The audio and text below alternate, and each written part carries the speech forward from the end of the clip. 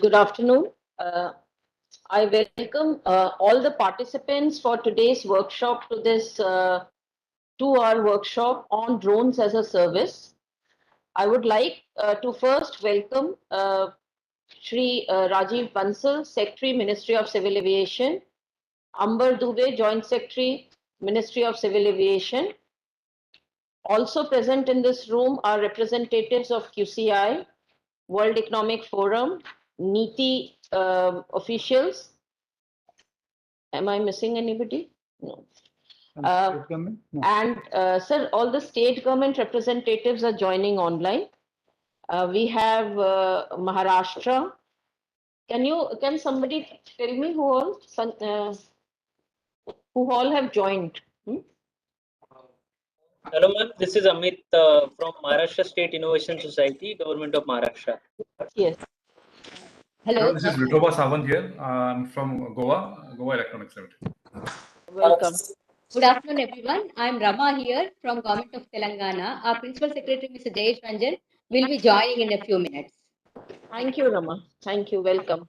Good afternoon to all. I'm Krishnamurthy, Assistant Secretary and Project Director from Tamil Nadu Industrial Development Corporation. And our team is. Thank you. Welcome, Mr. Krishnamurthy and your team. Thank you, ma'am. Yeah. Good afternoon, everyone. This is Dr. Nivedita Layanlakom, Director Transport, Government of Manipur, with my team. Welcome, Dr. Nivedita. We have one more. Good afternoon, ma'am. This is Dr. Ravi Shahu from Indian Agriculture Research Institute, ICR, Delhi. Okay. So I think that's about it. As of now, I think a couple of more people will be joining us.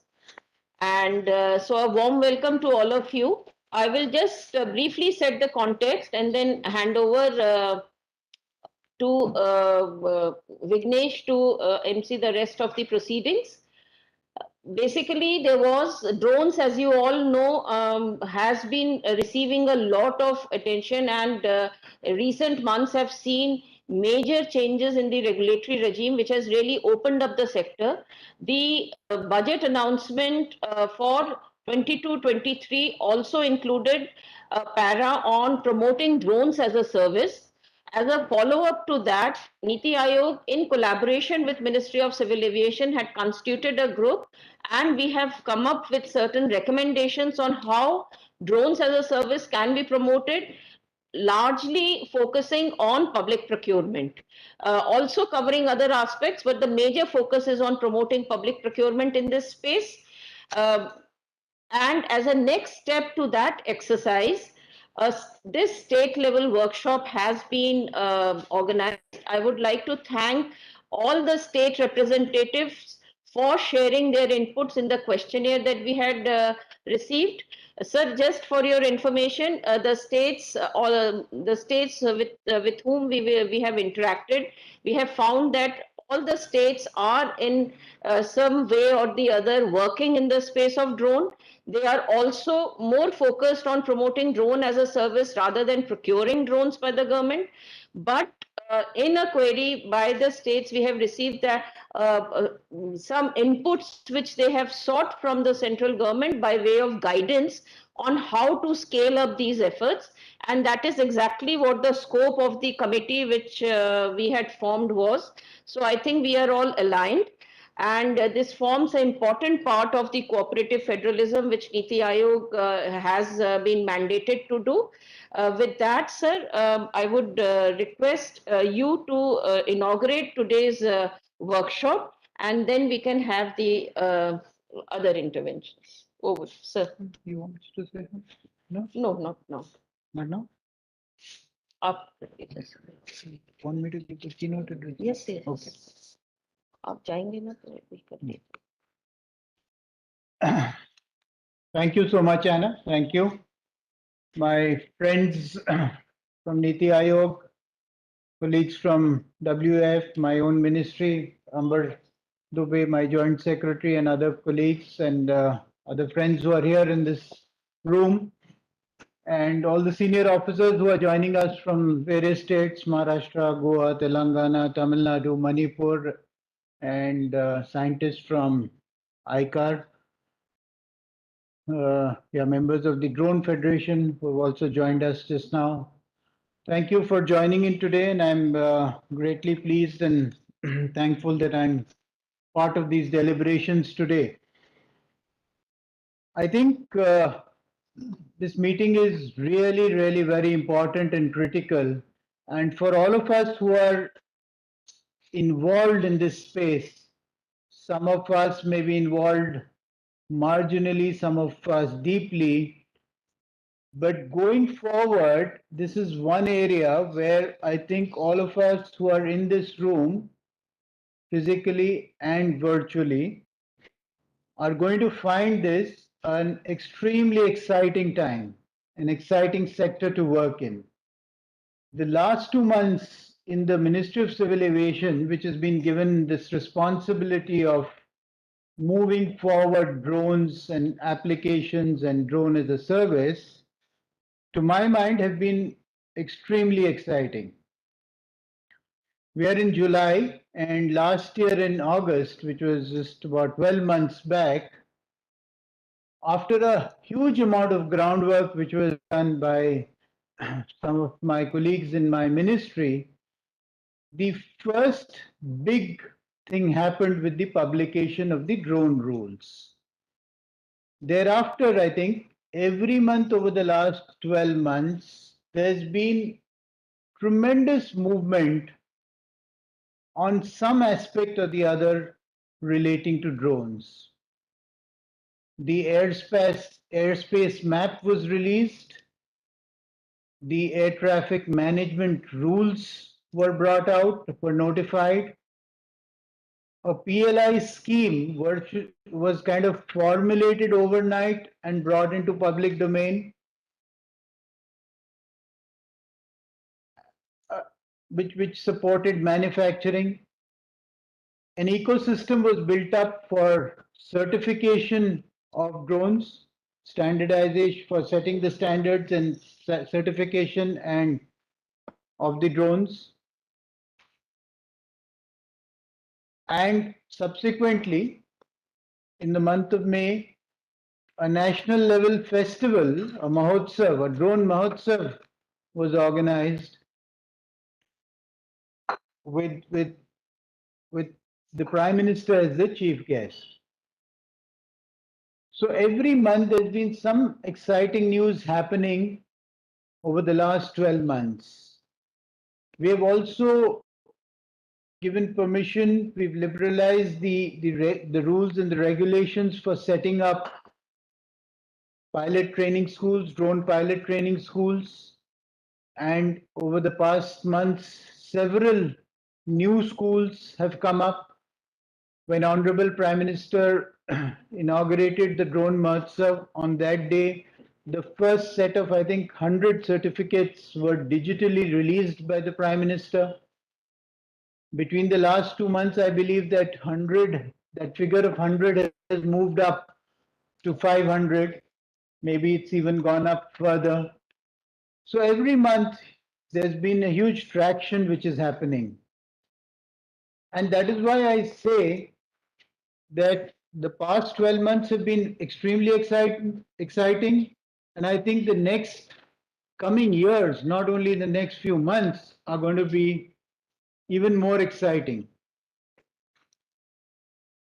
We in our ministry have done several things on the policy front.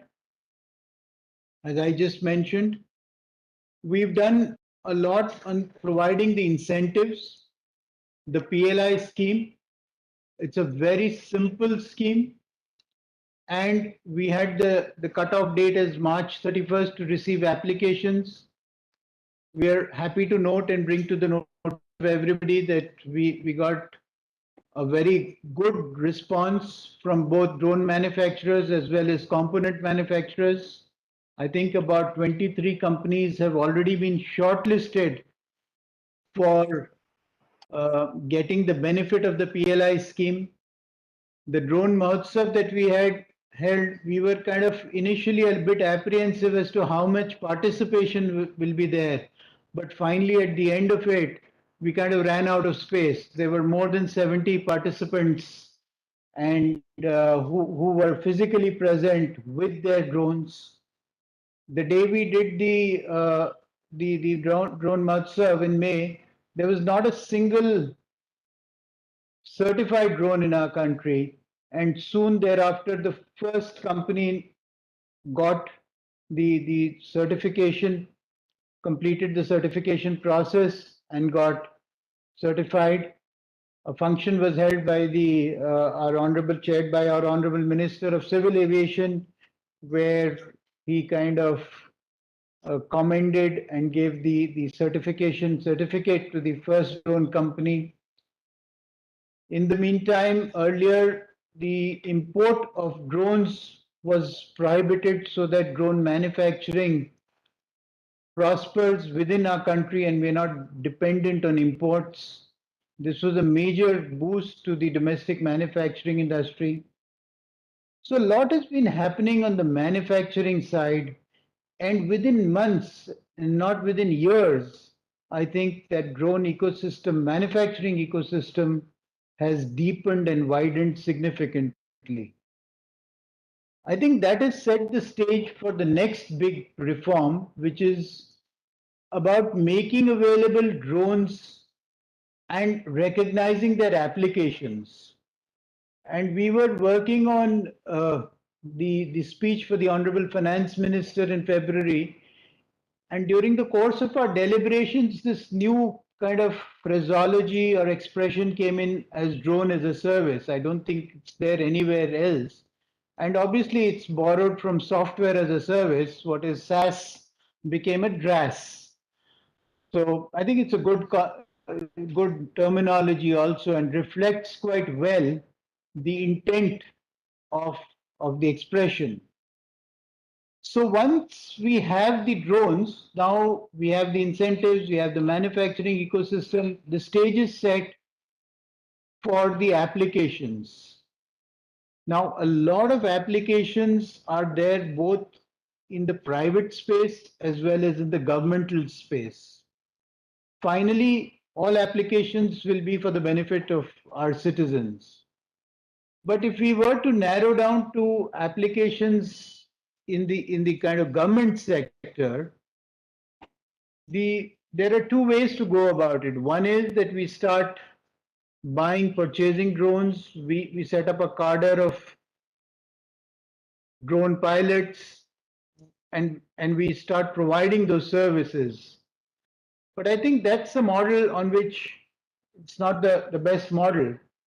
And all of us in this room know how we kind of moved away from purchasing photocopiers and then moving them from photocopying as a service.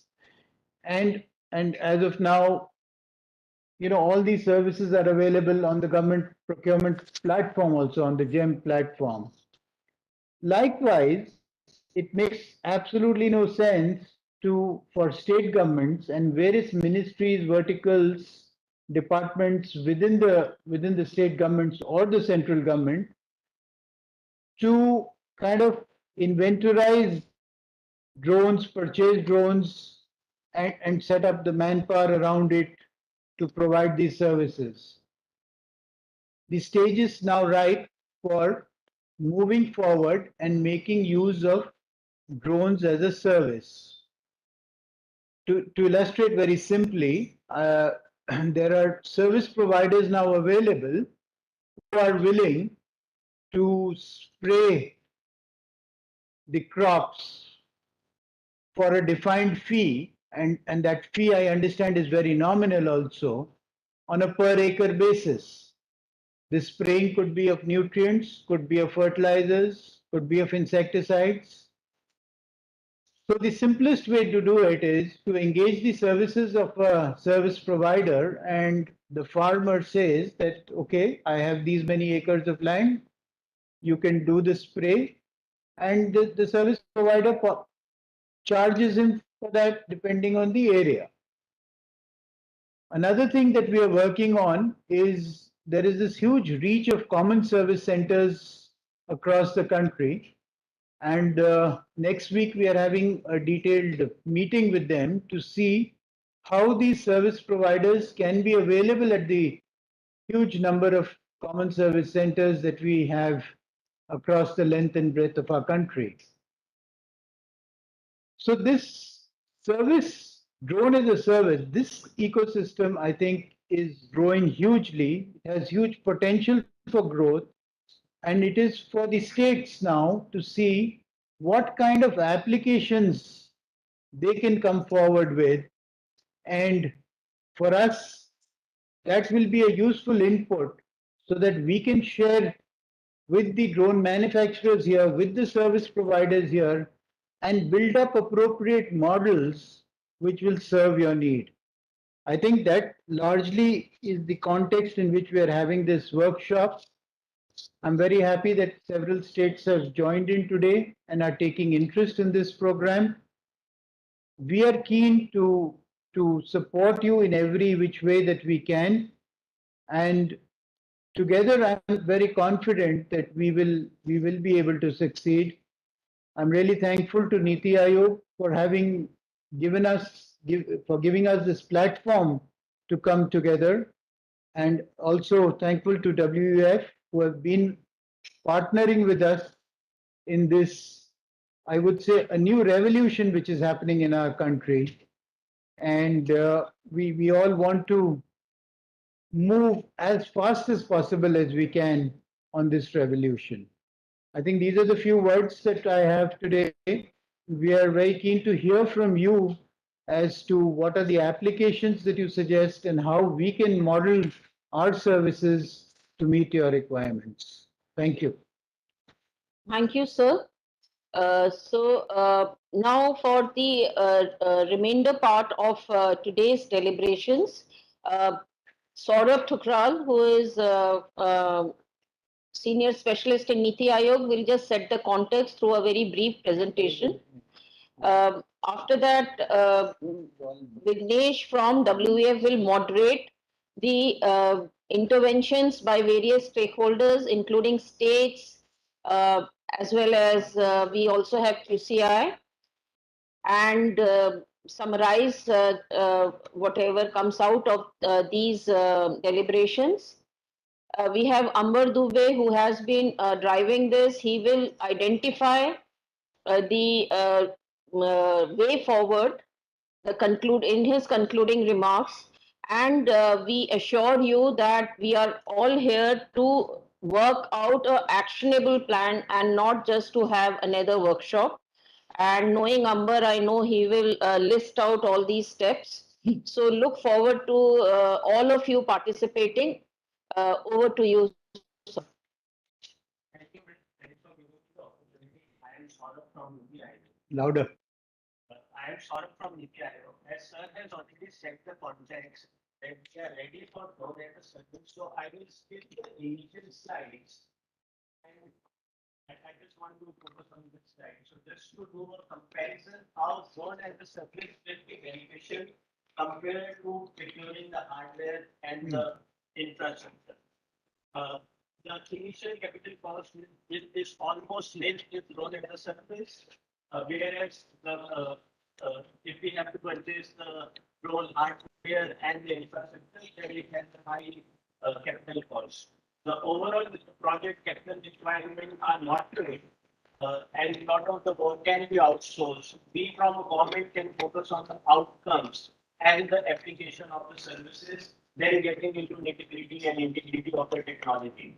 This will also help us not to have any vendor lock-in, and we will be technology agnostic. It is an evolving space, a sunrise sector, lot is happening in this area. So if we are procuring services, we will not be dependent on one technology. And projects can be quickly kickstarted. There is no delay in the procurement and other processes. Overall maintenance and the AMC will be also part of the services and which will benefit the consumer, the government in this space. And this is scalability. This model is scalable from a consumer point of view. Now, what is the strategy? How can we promote drone as a the service in the country. So for now, we have identified three broad pillars. The first one is that how we can streamline public procurement of drone as a service. How can we build the ecosystem around that? And then how can we incentivize the consumer so that they are procuring the We're doing a meeting with the Now, Common Service Center. let's go into various of each of these pillars. Convince कर लेंगे. So if we look at the public procurement of innovation and technology is very, very तीन लाख, चार lakh. it is cumbersome, it is not standardized, and since it is not standardized, Form it is time what consuming depth and uncertain. Now, how can we address that? So we can address that by building a standard procurement document for drone as a service. We can have model RFP, RFQ document with the consensus agreement. And this has been tried and tested model when we were promoting PPP in infrastructure. Similar models didn't have were lunch created, today. and those were adopted by the center ministries and the state departments. So we can modify all the standards into the model RFP itself, and that will help us to streamline the procurement process and help the scalability from a government point of view. Second one is to build the common procurement framework, which can be part of the model document. Then the third one is that all these documents and the procurement approach should focus on the outcome, should focus on what needs to be delivered instead of the input and what all is required. So since drone has multiple use cases, the use cases are across various sectors and it is an evolving space. So there has to be a common framework which the idea is that that should become a part of the procurement documents. Another approach which we have identified is how can we have empanelment of the drone service provider. Now, if there is an empanelment mechanism, then who have all the drone service providers who are part of that group will lead easily scaling up of their services and easy procurement. This has been also tried in SaaS, cloud as a service, with Ministry of Electronics, and we can learn from their experience, we can learn from their expertise and see what better can be done, how we can make sure that it is more streamlined and robust system. But if this kind of a system will be helpful in scaling up of services. Apart from that, another pillar which we have identified is that how can we have greater adoption of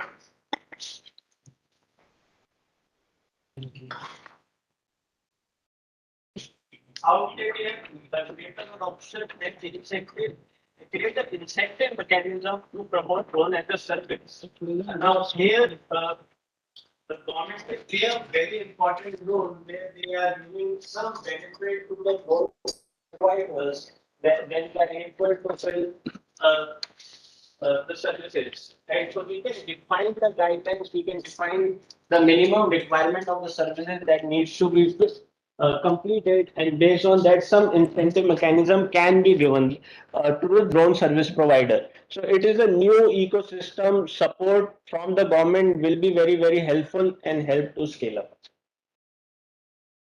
So this now. In this pillar, I want to talk about that how we can support the ecosystem. So I have talked about the demand side, the demand in the government and incentivizing the provider, but we also need to focus from the supply side. How there can be support in the supply side where there has been a focus on skill development. This is one of the very important pillar for the entire service and can lead to a lot of job opportunity and employment in the country. So if new curriculums can be developed for training the rural people, and because drone has a lot of application in rural regions and cities, so it can create a lot of employment opportunity if we are able to train the resources providing services in this area. And another aspect there is that there has to be benchmarking of the drone industry, and that is already in process. QCI is working on giving the type certification and other work. So this will be also very beneficial to scale up, and we need to expedite this process. Uh, for AMC and repair, mechanism to create a marketplace from drone manufacturers where they are able to buy the components, and even for the repair they get easily access to the component. Then it will help to further mature the industry. It was if we look at the automobile sector, the Maruti focus on the manufacturing of not just the entire vehicle but the individual parts also, and they created a good robust service ecosystem. Now here for the drones also we may procure the service, but then a good robust repair and service ecosystem for the drone industry would be very helpful, where parts are available easily, repair can be done easily and quickly on times. So these were the three pillars which we have identified, and today we want to focus on the public procurement piece, that how we can streamline. We want to learn from the experiences of the state, and based on that we want to come up with the model RFP document. I want to pause there and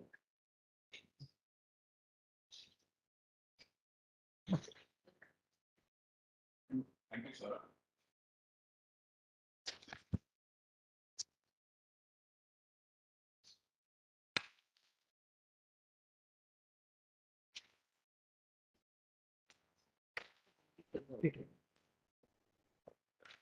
I'll give that. Secretary sir has an urgent meeting in Home Ministry, so you just go and try and come back. We'll continue. Perfect. Thank you, Saurabh, for that comprehensive presentation. I think we'll move on to our next section where we. Can you unshare the screen? So we will move on to our next section where we invite state governments to come in and share their viewpoints. Just for our audience present here today, this is actually a culmination of about a month of efforts where we've gone on to provide a questionnaire which has invoked some very comprehensive responses. What we've tried to capture is the list of activities that states have undertaken at this point, including POCs and their post-POC plans, understanding their their short-term and long-term pipeline of drone-related engagements, learning more on their gaps that is leading to sort of cold feet when it comes to procuring of drones as a service. We've done. India has seen several hundred POCs over the past couple of years, but what after that? So how do we graduate from the POC to the commercialization of this activity? And finally, we're looking at who at the state level is actually taking ownership of these state programs. So at the end of today, we will have a detailed grid of the 9 participating states, along with these viewpoints, which will be factored into our drones as a service report that Saurabh mentioned about. So without much ado, thank you everyone, and special thanks to Niti Aayog and the Ministry of Civil Aviation as well. If I may invite the state government of Telangana, Mr. Jayesh Ranjan, to start to kick off with his presentation, please. Over to you, sir. Thank you. Thank you very much. Good afternoon, everyone. Hello. Are you able to share our screen, please? The slides, please. Can you put up our slides, please? Or do you want us? Yeah. Can you hear us? Yeah, we can hear you, Anna. Can you? Now we can hear you. Yeah. Can you get our slides, please, on the screen?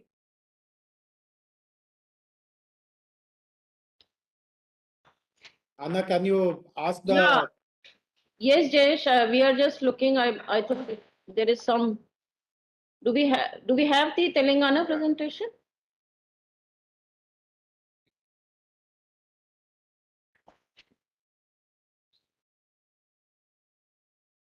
Yeah, we are just sharing. All right. But anyway, I mean, before the slides come, I would like to kind of thank Niti for this organizing this session. Also, we have been involved in earlier discussions related to drone as a service, and glad that we are getting this chance to explain in person.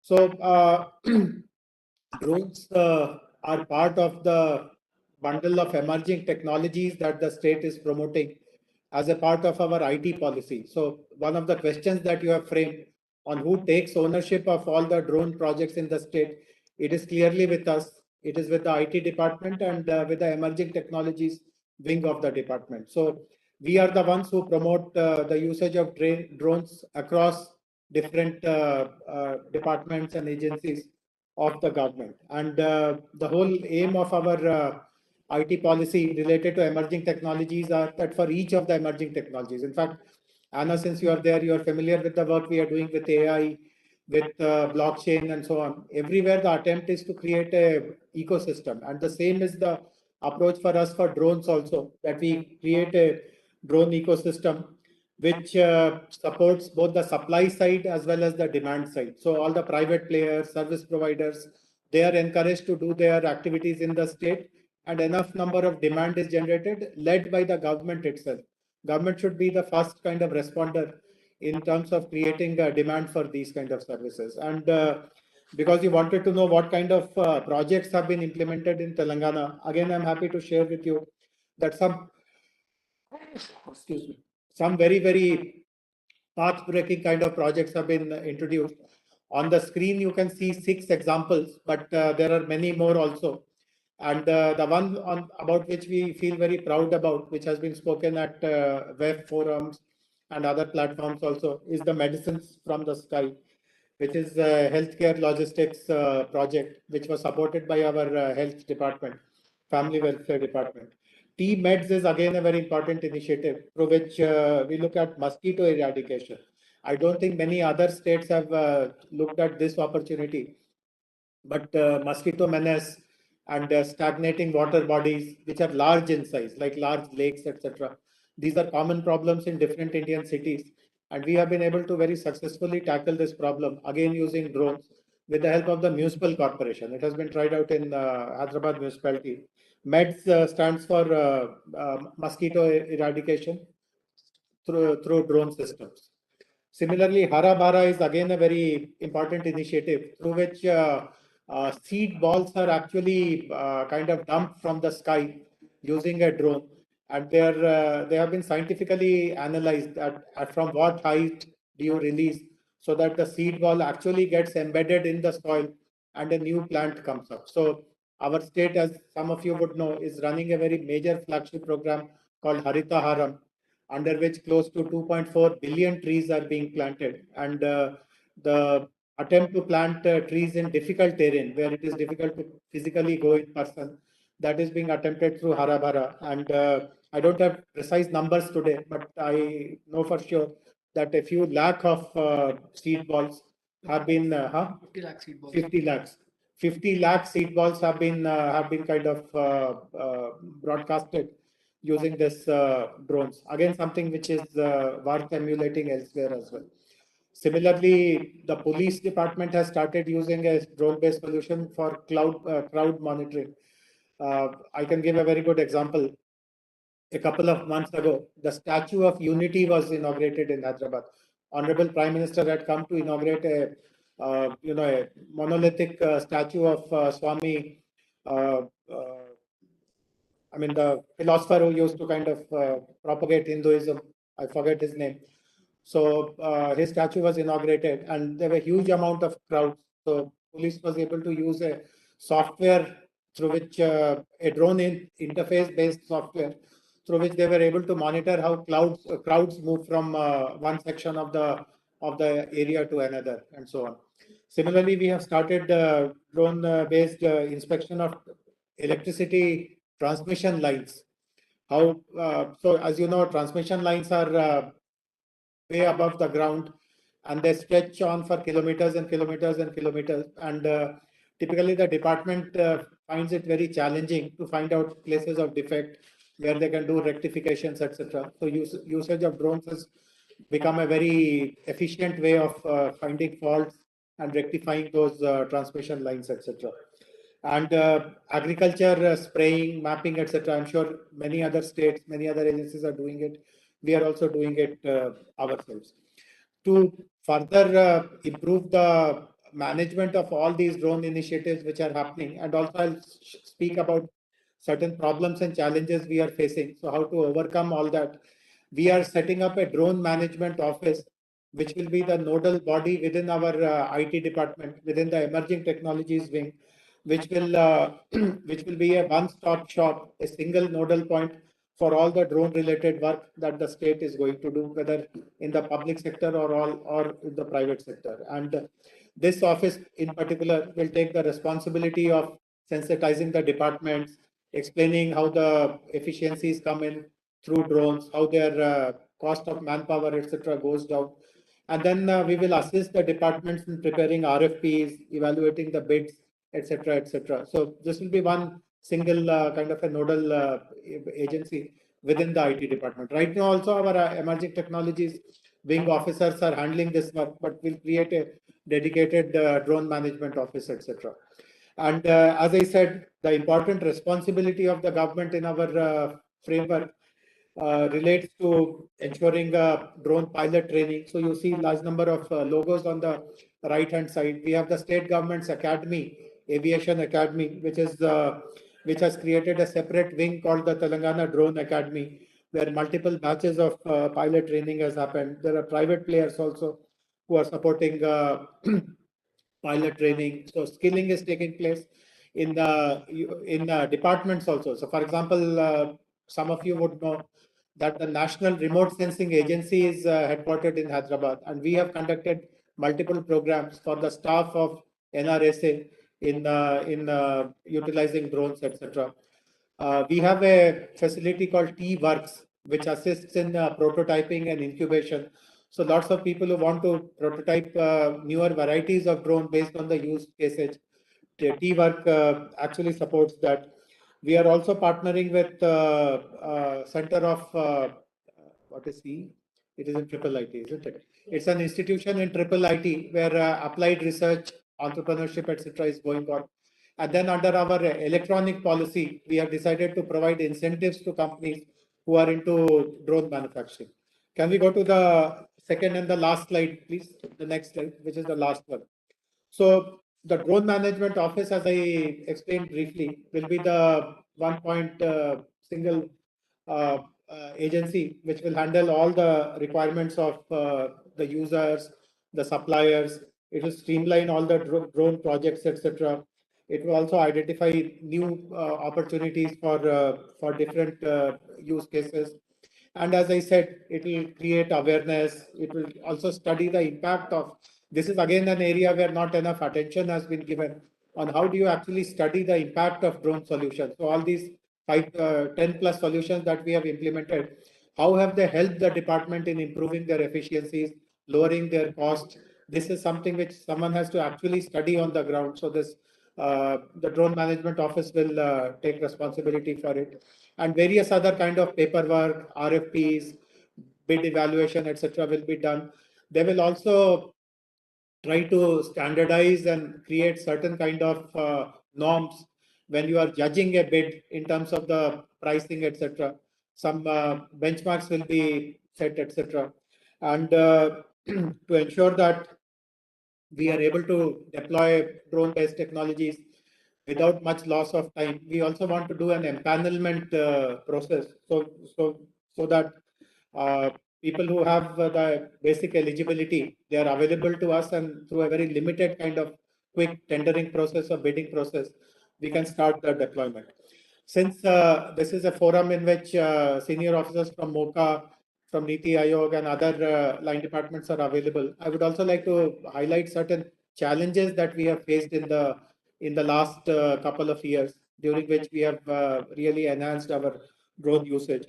So one is that it is very difficult to assess the pricing of drone as a service model, because companies are not very open in sharing the information, the actual cost of operations.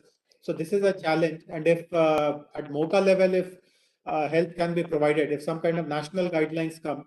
So for example, all of us know that NIC has standardized lots of these software deployment and technology solution deployment kind of rates. what we call today as NICSI rates. So if something can be attempted at a national level so that we don't have to scrutinize every single bid and with asymmetrical information because we don't have complete information from the drone companies, that will be a big help. Similarly, the kind of certificates, import clearances which are required, we still don't have complete thorough understanding about it. The drone companies produce some certificate, some kind of import clearance, and we are not very sure whether these are the right kind of documents, particularly for large scale projects.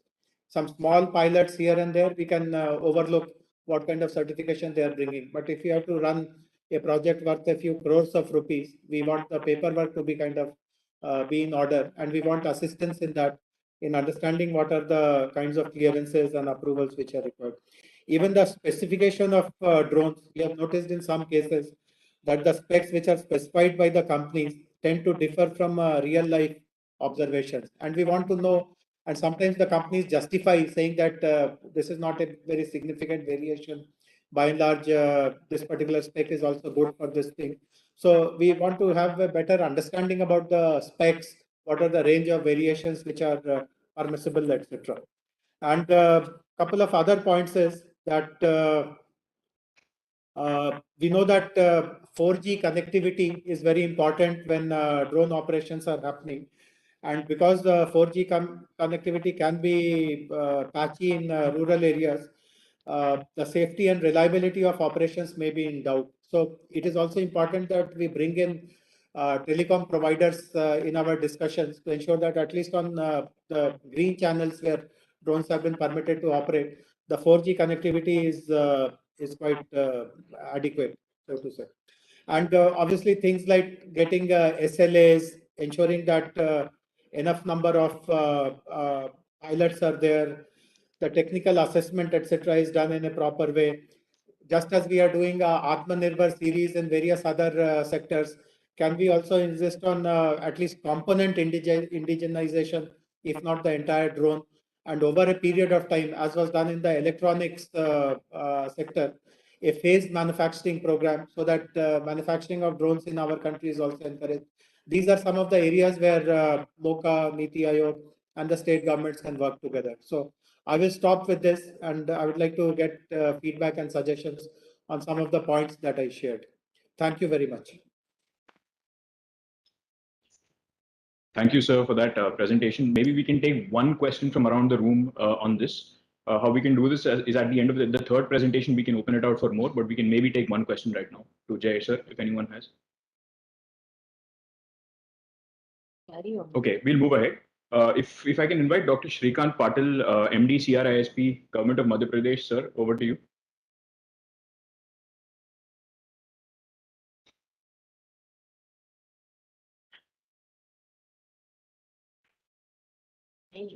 You're on. Okay. Okay. If we could move on to Shri Ashish Gupta, Commissioner IT, Government of Rajasthan. Yeah, good afternoon. Am I audible? Yes. Yes. Yeah, so good afternoon to senior officers of Ministry of Corporate Affairs and Niti Aayog and all the distinguished officers who are connected from the state governments. As far as Government of Rajasthan is concerned, if you look at the all India scenario right now, drone manufacturing companies have a turnover of about 80 crores or 10 million as of today.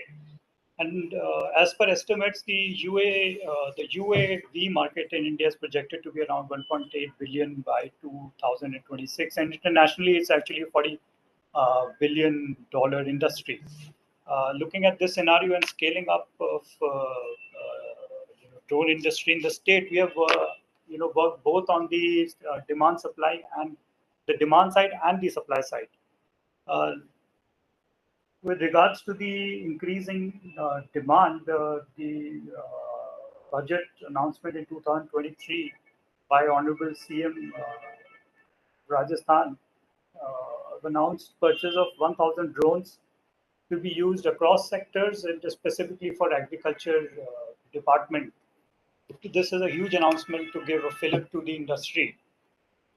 These 1,000 drones are to be provided by the end of 2023. So this is a huge program for the state government, and as far as the use of drones is there, we have a lot of focus on startups in this area. At the same time, we have organized a major drone expo recently in Jaipur, where almost 50 plus OEMs, more than 10 departments, 100 plus startups have joined in this event and participated, and also had demonstrations of their products. Government of Rajasthan is also coming up with tinkering labs across the state, wherein OEM manufacturers and startups can, test their products, and will provide them hand-holding and the support that is required. At the same time, the Department of IT, at its own end, we are coming up with a EOI, or a big rate contract, which is under preparation by our department, and we are aggressively working on this. So the idea is that we'll have a list of empaneled firms, and any department which in the state is requiring drones can then pick a specific vendor from that empaneled list, and then go ahead without doing the process at their own end. As far as the use of drones is concerned in the state, it's being done at a big level. Various departments that are using this technology is being displayed on the screen right now. And of course, agriculture, I've already mentioned the future plans for procurement of 1,000 drones. But agriculture also uses the drone technology for locust control. So there's an issue of locusts which come from the western side of Rajasthan, and they settle on crops overnight and destroy the crops. So the drone technology is used for locust or pest control effectively in the state.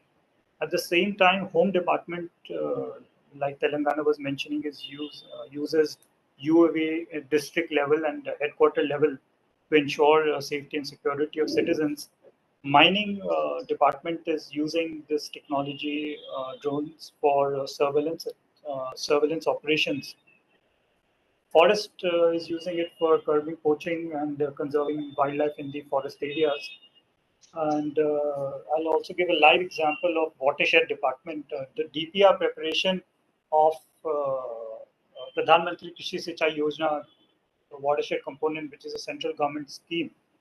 Partially, it was done by use of drones, where areas are inaccessible, where there's forest areas, a high drain density is there.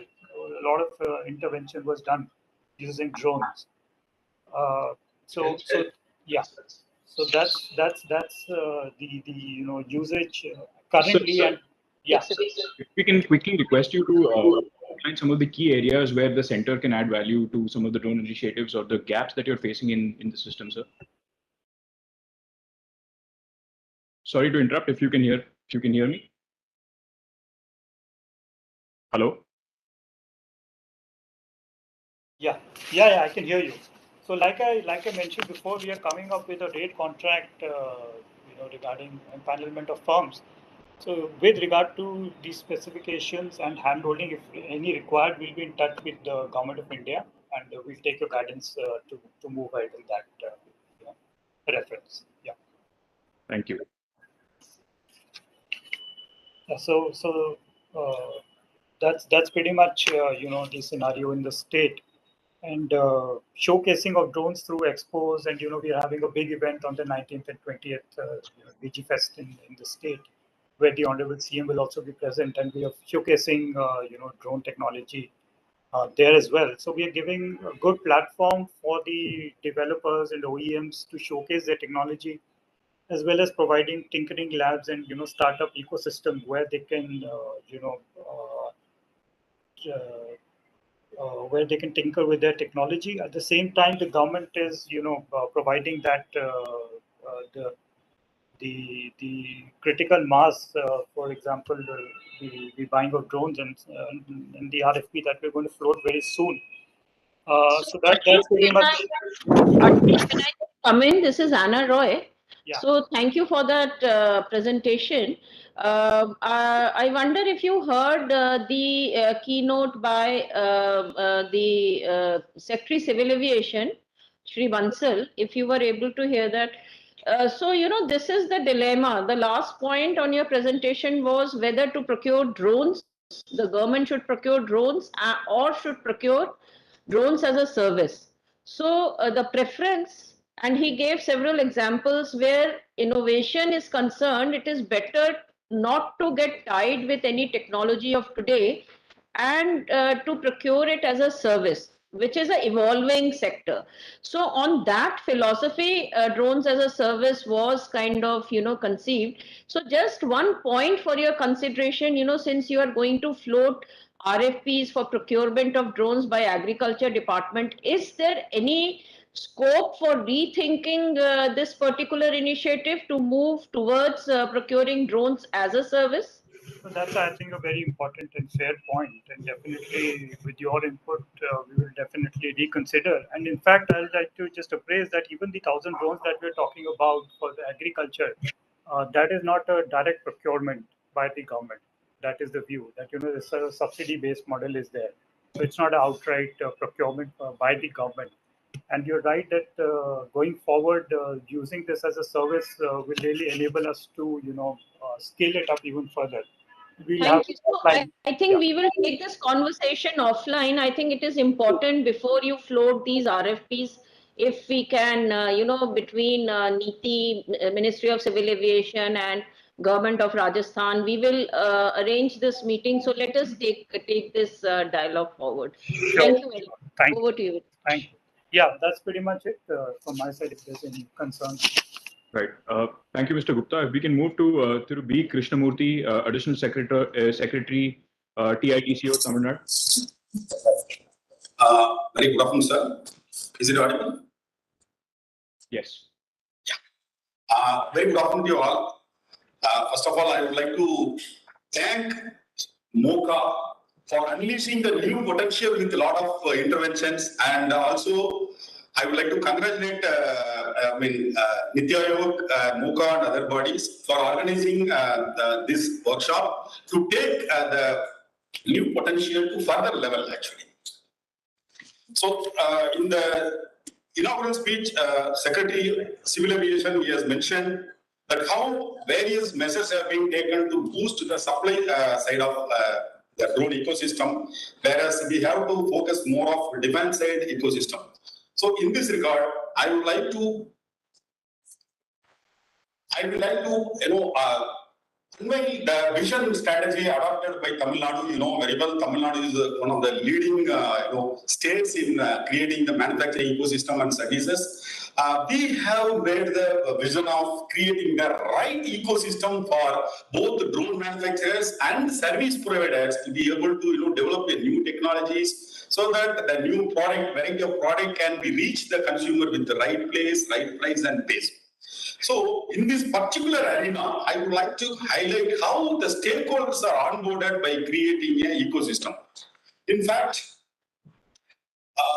we have a variety of institutional structure to support this ecosystem from both sides. I would like to highlight first a Center for Aerospace Research established by Madras Institute of Technology, Anna University, which is one of the leading institutions in the drone research, drone manufacturing and services to forces and various institutions, and who have collaborated with various institutions across India, and in fact they are the winner of Megabuba competition. They have set up a drone corporation with the twin objectives of meeting both supply side as well as the demand side. So that is how it has become a scintillating example of collaboration between the academia, industry and government. In fact, apart from the CASR, we have a number of institutions in Tamil Nadu, like Tamil Nadu Industrial Development Corporation, which is the nodal agency for aerospace and defense. And we support the industries by equity. And there is a body called SIPCOT, mandated with creating the land bank of 43,000 acres of land. These are all various institutions available, including startup mission. There is a Tamil Nadu startup mission that supports the startups, and there is a Tamil Nadu emerging seed fund to the tune of 500 crores being created to support those industries who want to manufacture. So that these are various measures taken by government of Tamil Nadu to boost the supply side of the drone manufacturing system. Now coming to demand side, as is what mentioned by our chairman. In fact, the Tamil Nadu Drone Corporation, which is the nodal agency, they have pioneered whatever the measures we are mentioning, which are already covered by them. They have mapped out various sectors available in Tamil Nadu, like environment sector, climate change and forest department, be it revenue or be it agriculture, industry development, and urban development services, even health, tourism, like that they have mapped out various sectors, and then how these drones can be deployed in all the areas. And they also in the process of aggregating, not only the drone corporation manufacture the drones, they also aggregate all the private players available in Tamil Nadu. And then they are in the process of empaneling them and deciding the rate, how these services, what kind of services, what kind of rate. So this is a huge process driven by Tamil Nadu Drone Corporation, which is the nodal agency spearheaded by the Higher Education Department, whereas Industry Department supports the Higher Education Department in all their interventions. So these are all few measures adopted by the Drone Corporation. In fact, the Tamil Nadu Drone Corporation is, apart from focusing these aspects, they also focus on skill development. Next slide, please. Next.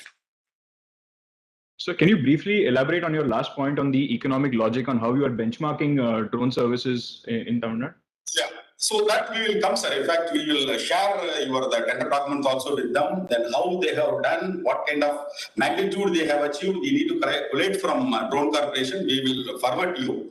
And apart from this, both the demand and supply side, even the remote pilot organization, the Drone Corporation is the first certified body of MOCA, and in addition to them, there are a number of private institutions also. They have set up the facilities. We have come out with a scheme called the non-mudalman scheme to create a trained skilling people to the extent of 10 lakhs per annum, and drone occupies definitely a significant place. In fact, the Tamil Nadu Drone Corporation alone, they have trained more than 400 people. In fact, the Drone Corporation also come out with a scheme called One Village, One Drone scheme by like the PCOs of 80s. They want the drone to be popularized across the entire 15,000 village panchayat of the Tamil Nadu. Another 3 years, they have identified this as the target. So like this, measures have been adopted by Drone Corporation. They are not able to join today. We will collect the details. We will share with you. So towards this endeavor, we have certain levers, as I was mentioning. The industry academy, industry collaboration is the huge successful example it is going to be. And being one of the defense corridor, we are sorry to interrupt you. I just had facilities to be established here. We have also part of our aerospace and defense policy. We have included the drone manufacturing as also. Sorry to interrupt you, sir. We just had a brief point here, since we have high representatives from our Ministry of Civil Aviation. Since you focused on the supply side of drones in the state, so if you have a one drone per village, initiative that you've taken up, is there any specific thing that you would like to invite the attention of the Ministry of Civil Aviation to in terms of your procurement, compliance, etc.? You can take us to in a few sentences. In fact, 2 points I would like to highlight. One, we have identified aviation technology hub. In fact, the concept has come from IIT Madras. There is an unused airstrip where Amber sir is there. He is very well aware. We have identified, since it is created in World War II, it is totally unutilized. We have sought the support of MOD. we wanted this as an integrated drone system so that supply of drones can flow and that will cater to the requirement. It can have a drone pilot organization, the manufacturing facility, research facility, and then even various other related activities can be done. So here we want since the Niti Aayog is there, your support is there, please recommend to MOD so that we can kickstart the ecosystem and support our endeavors. So in addition, we have also, and thanks to civil aviation, now the digital sky is very well, it has come in the limelight. And in red zones, Tamil Nadu, from our side, from IPCO, we have already optimized. There are other agencies which, that whatever the map it is done, it requires to be optimized. So, and we also, the third request from us is that government MOD is in the process of finalizing a central sector scheme to support both the defense corridor. So there is a clause for price preference to manufacture the items for to meet the 25,000 crore export order of Government of India to boost part of our achievement. And in this clause, we want the support of Niti Aayog to include the drone. So these are all the few interventions we require from you. And as far as the streamlining of public procurement, you shared the documents that we will take up with the drone corporation. Then we will come back to you. The other aspect it was mentioned is incentivization. I suggest any central sector scheme. It is coming. Then both the contribution of Government of India and Government of Tamil Nadu, we will be able to further take it to further level. And skill development in collaboration. Any scheme is available with the skill development. We have a center of excellence. In fact, with the global players like Dassault Systems, Siemens, and GE. And the main aspect, apart from designing research development, is skilling of the manpower. We are going ahead. This facility can be used.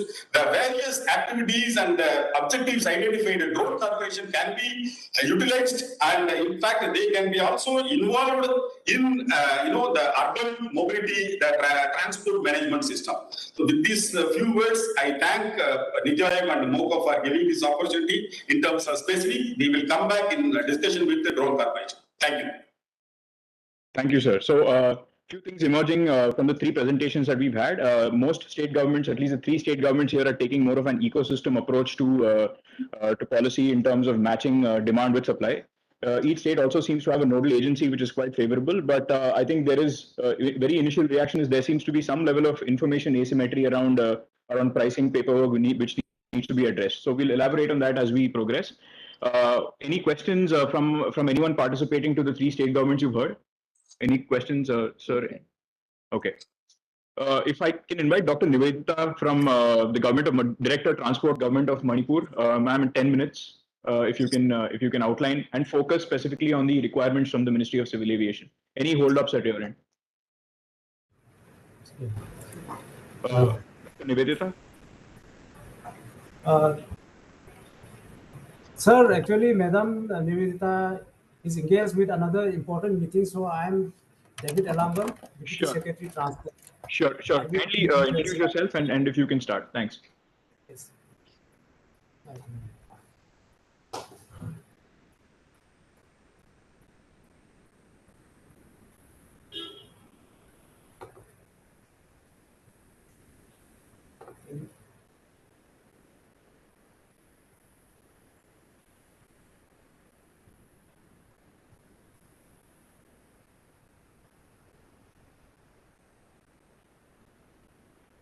Can we have the slide submitted from the state government side?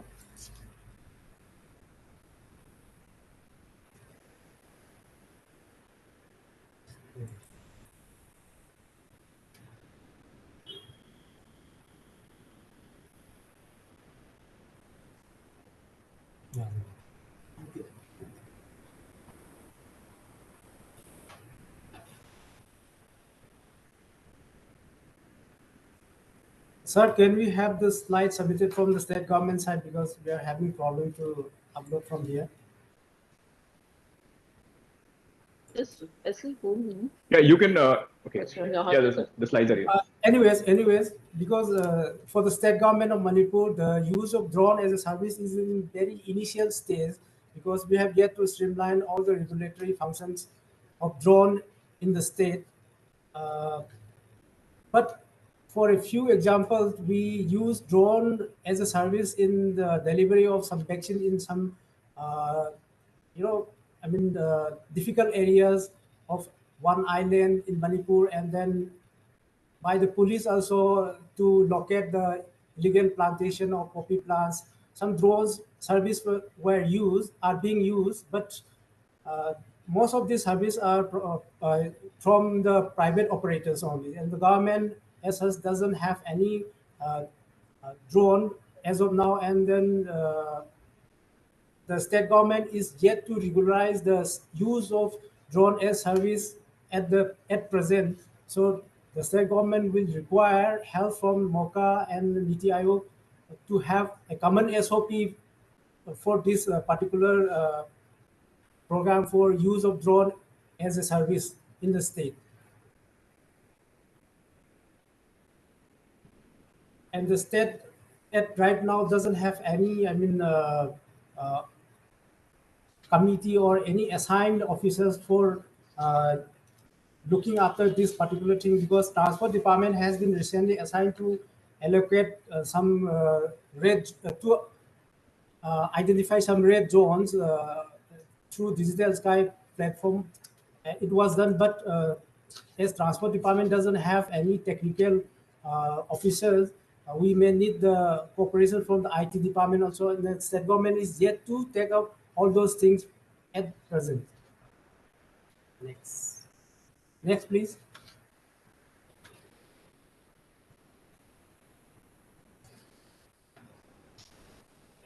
Yeah, this is what the state government will require from NITI Aayog to have a common RFP and then common SOP for regularization of the drone uses, because most of the drone being used here in Manipur for the service are of the private operators, and they are not in a regularized manner, and state government is also yet to confirm whether they are registered as per the new drone rules, and then how, the operator of the drones have license from DGCA, etc. That things are yet to be done from the state government side.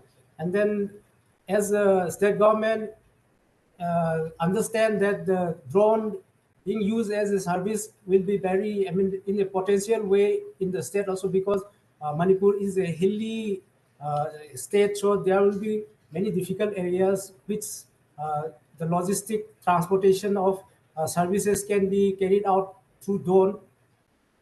And then those things are yet to be, finalized in a complete plan by the state government. Next, please. Sir, if I may quickly step in, so when you speak about private operators, if you can just take us through on how the selection process is, or how are you identifying their capabilities? Is there anything around that? No, that thing is not done, because all the private operators are available, but they are not yet checked by the state government. We have to just request them, and then they will charge some money, and then we use them. So that's why I was informing you that we need to regularize the use of drone as a service, and then we require some common SOP from the central government, if it can be provided, so that we can follow that SOP and then regularize their service. Thank you. Any final point? Is that it? Yeah, because the state is in a very initial stage, we have yet to do a lot of work, and then a lot of awareness to the local people, giving training, etc. Thank you. Thank you so much. Thank you so much, sir, for that. If I can invite Shri Vivek, Special Secretary, Ministry of Health, Government of Arunachal Pradesh.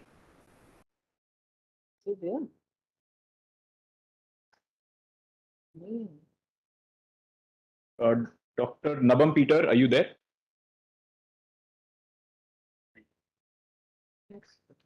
Okay. Okay. Shri Deependra Singh Khushwa, CEO, Maharashtra State Innovation Society. Sir, if I can invite you. Hi team, this is Amit Kothavde from Maharashtra State Innovation Society. Unfortunately, sir, because of some unavoidable situation, is unable to join. So I and a colleague of mine, Neil, will present.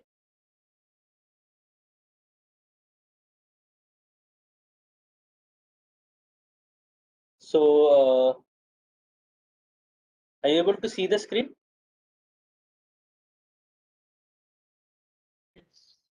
Yes. Okay. Yeah. So, thanks, Niti Aayog and MOCA for giving us the opportunity to share our views about the, drone as a sector. So, just to brief, Maharashtra State Innovation Society is the nodal agency of Government of Maharashtra for boosting startup and innovation ecosystem in Maharashtra. As a part of which we launched the policy in 2018, under which we are implementing various initiatives which will promote startup and innovators. Special focus being on drones. So I would like to just give you various initiatives which the state government is doing as far as the drone sector is concerned.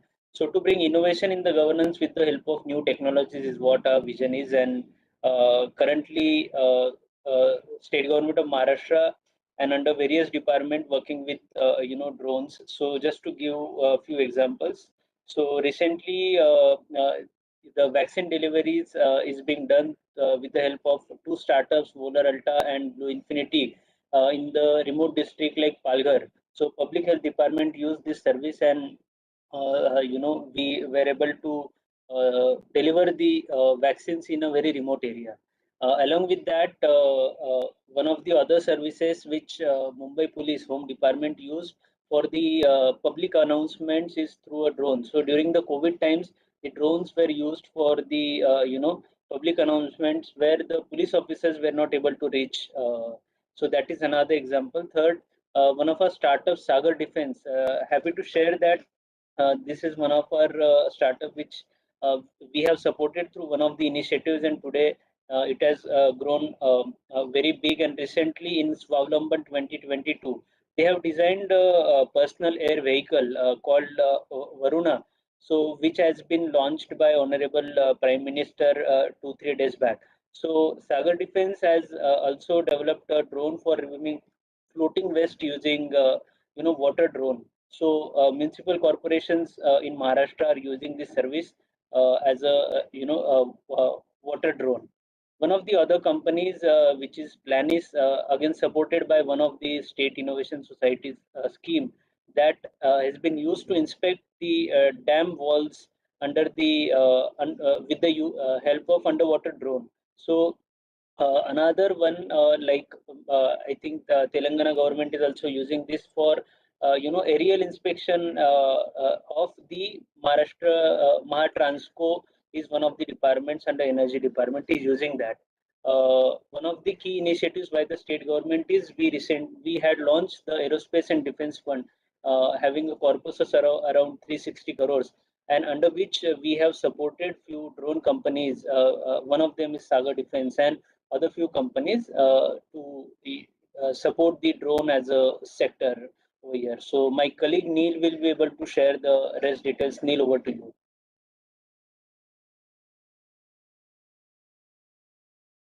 Yeah, good afternoon, Anam and Amber sir. Hi, Vignesh, and hi, Smith.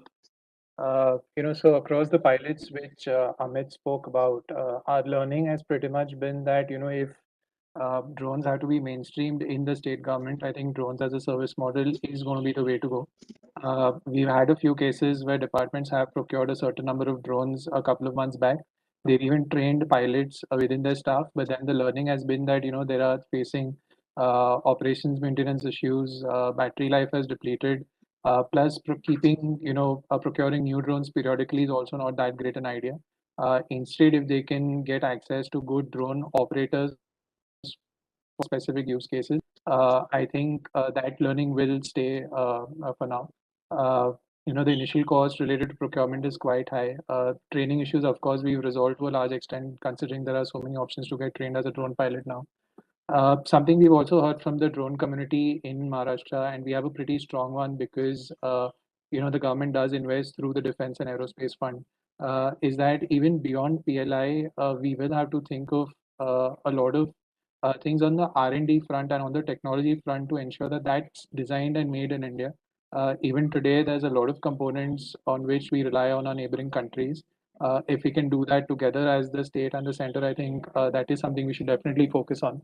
Uh, Also, we have the Digital Sky initiative, but if we can think of a single point of contact for airspace clearances for drones, like these are very large problems which we should jointly work towards. I would like to leave them behind for some food for thought for today. Also in the future, and this was a point which came out of the drone Mahotsav, which we had attended a few weeks back, is that how do we create a ATC for drones in the future if there are going to be a higher number of drones flying? And the Rotor Wing Society felt that there may be conflict issues with us because they share the airspace with us. And once the whole B2C market also kicks in for drones, how easy is it going to be to regulate the drone traffic? I think these are issues which do require our attention right now and should design, the steps we take in the future. I think that's all from our end for now. Happy to take any questions.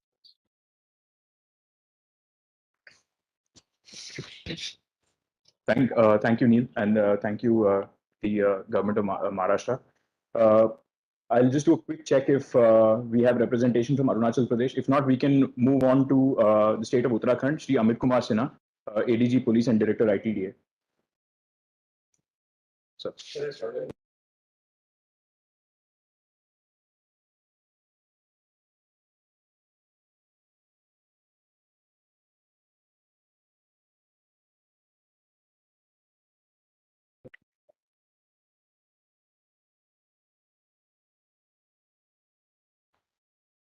Sorry.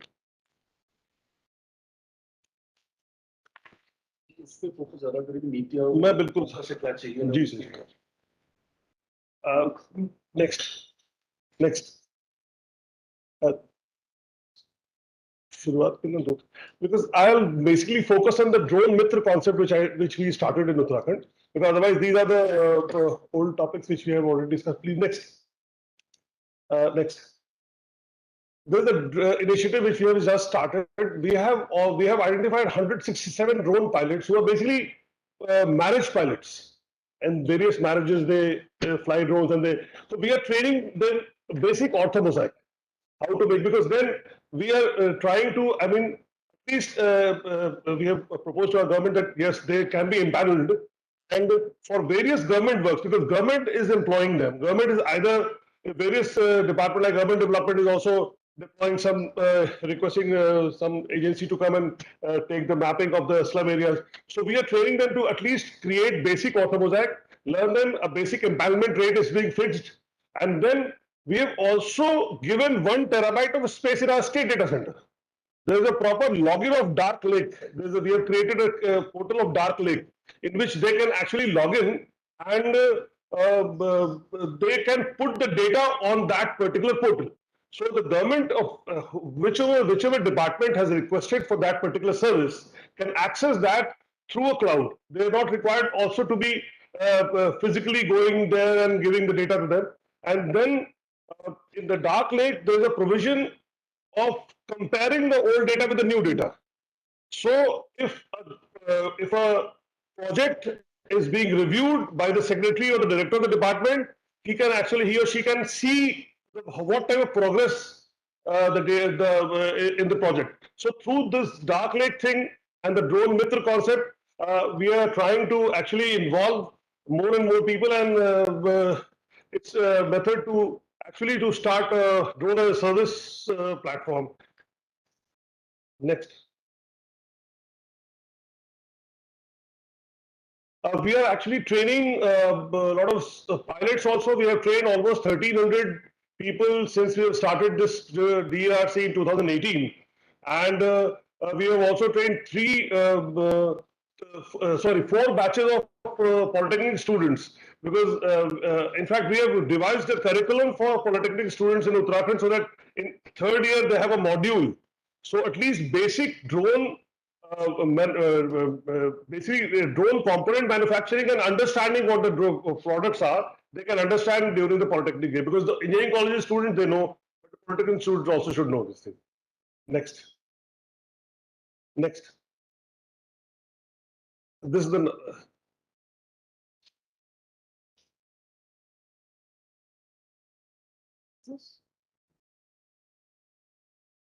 And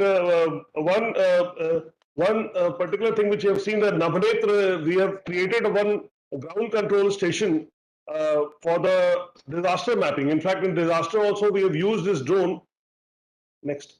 This is the van which we created for.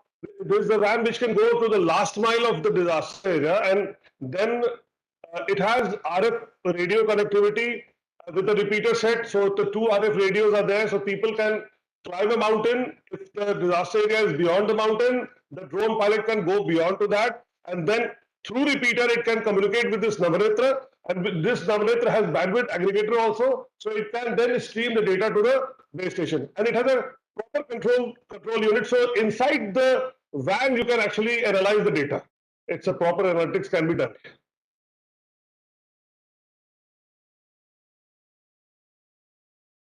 This is the this is what about this is some this is about the GCS van. Next.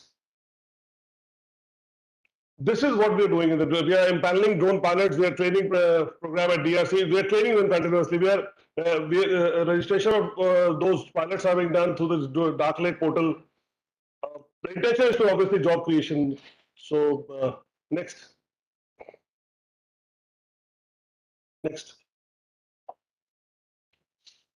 This is what, in fact, I have discussed this. There's a Dark Lake, how the departments are using it. Next.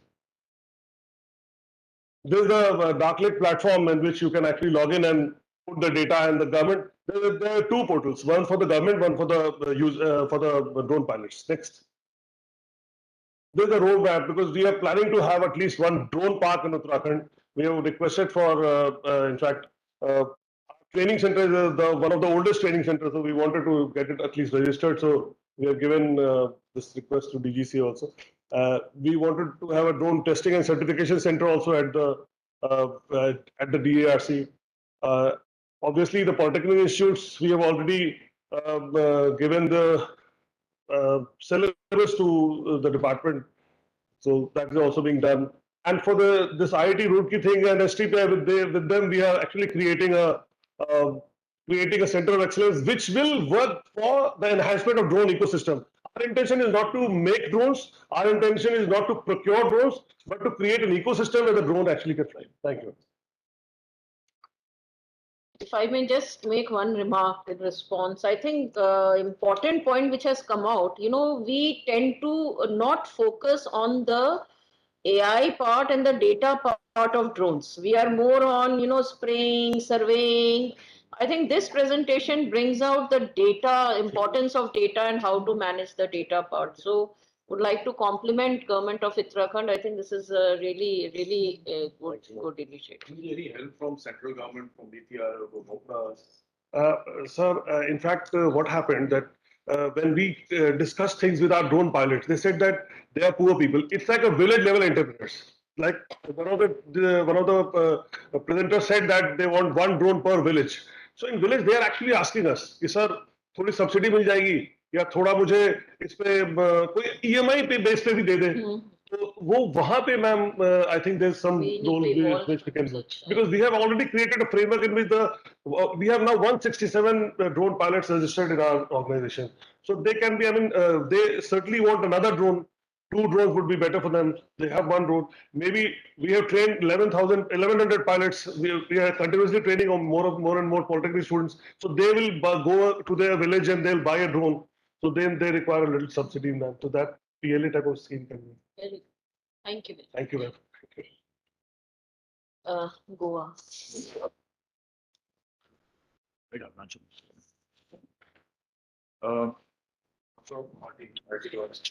We will end the after all the states. Right. Ms. Revati Mazumdar, CEO, Goa Electronics Limited. Yeah, myself, Vithoba Sawan. She, madam, is in the assembly right now, so I will present on her behalf. Sure. Yeah. So can we start with the presentation, please?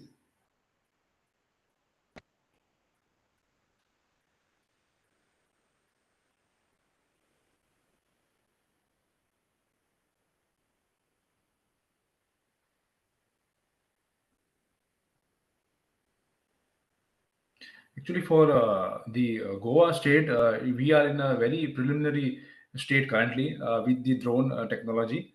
As I see the other states like Telangana and other states like Maharashtra, they have done wonders. But we are coping up with that. We have started using drone now.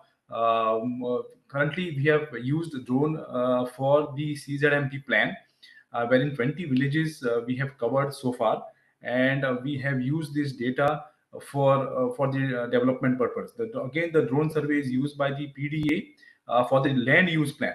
Okay, and then the third initiative what we have taken from the Goa state is the drone survey of the Goa shipyard area for the defense department.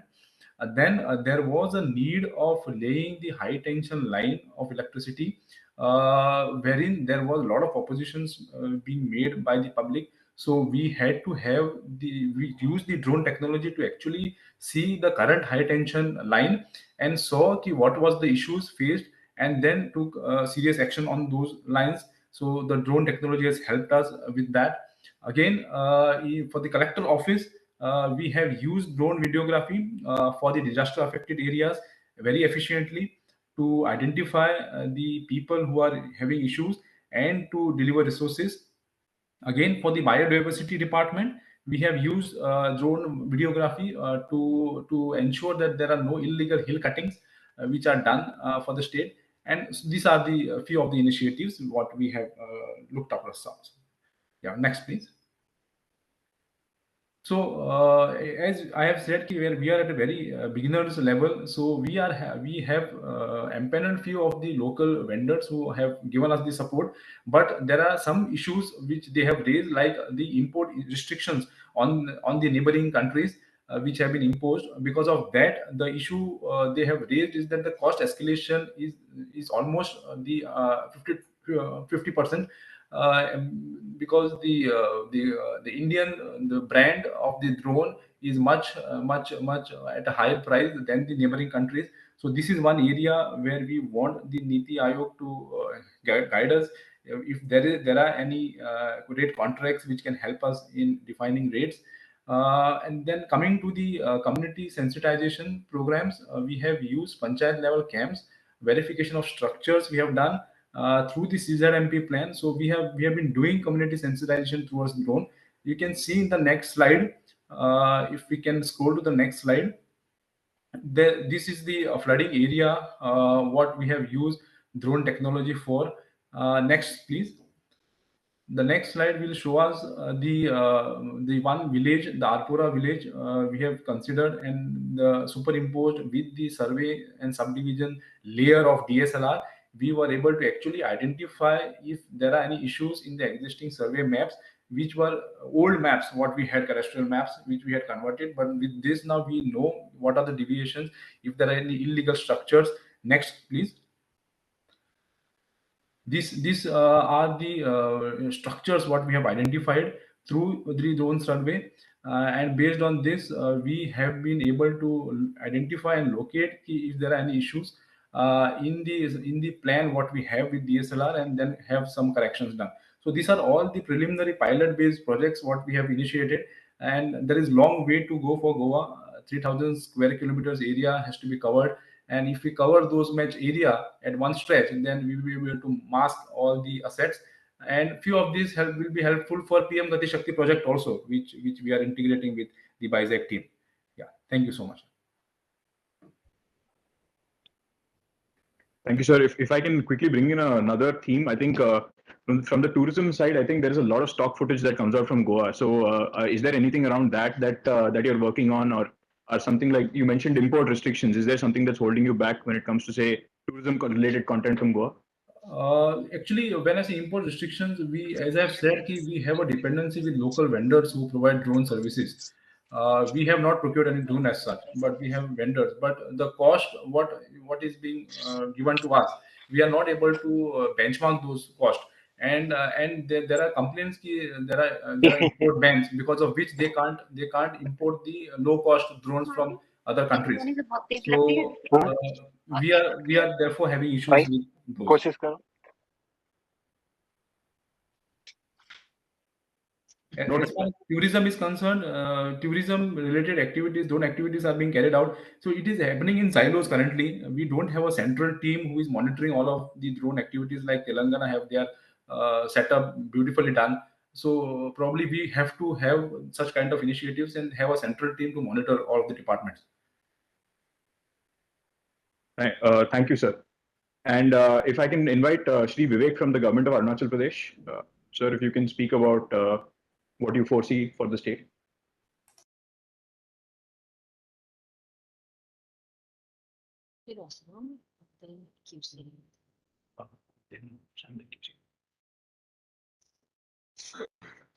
Come back after 1 minute. Good afternoon, everyone. This is Vivek, Special Secretary Health for the state of Arunachal Pradesh. I have just joined recently last week. In fact, I'm coming from Goa. I was MD Infotech Corporation there. So I've just come here and I've joined last week. And as far as drones, the government of Arunachal has signed an MOU with WEF. And here, the project which we are keenly looking forward to is usage of drones in for the project Medicine from the Sky. We have identified two districts for doing the pilot study, and as we speak, one team has done its pilot study in the district, and the second one is going on. So overall, holistically, so to say, the usage of drone in the state of Arunachal, it has definitely a huge scope. And as I see in the last 1 week itself, I have interacted with the teams which are there on the ground. Arunachal being a very difficult terrain and the roads, to ensure last mile connectivity, some of the places are very far from, let's say, if I have to talk about health sector, some of our PHCs and CHCs in the far-flung districts are very remotely connected. And drones would be of very particular and very critical infrastructure, which would be part of critical infrastructure as far as health department is concerned. This is still at a pilot stage, so would be able to tell more about it once this gets completed in coming month or so. As regards other departments, I saw a presentation of Jayesh Ranjan sir. He has done that in Telangana. So I'm sure the other departments here in the state of Arunachal would also like health and apart from health, maybe the other departments, PWD, etc., transport might want to use it. The challenges that we would be facing here is one of that would be the hilly terrain and the technological know-how and the manpower, the local manpower need to be trained and need to be educated since it's a new and a niche area. As much as it is important for us to use this technology, the main challenge comes in, I think, training the appropriate manpower available on ground at each and every district and each and every remote possible locality. And another aspect which I see being in Arunachal Pradesh is from the security angle as well. What are the clearances that we need to take? The drones that we use. How do we distinguish it from? Because some of our districts are having international borders. So what would be that angle? Maybe that is something which we are also concerned about, because right now we are thinking of using drones for supply of medicines to our remote areas of PHCs and CSCs which are remotely located, and also collecting, let's say, blood samples and other samples to our testing facilities. So with this idea is what we are looking at to utilize that in the health sector. At the same time, we would also want to know about like what would be the security angle. So that would be one of the challenges that we would be having here in the state. So we would require perhaps more handholding in this regard, as far as being Arunachal being the state with sharing the international border.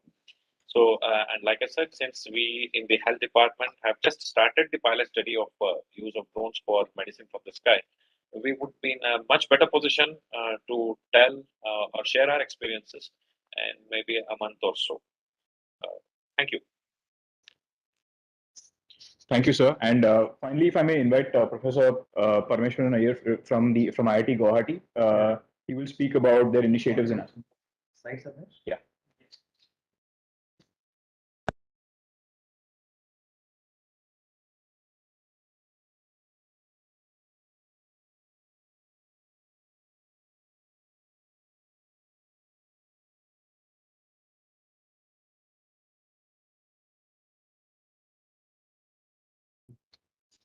So good evening to you all. Thank you for inviting us.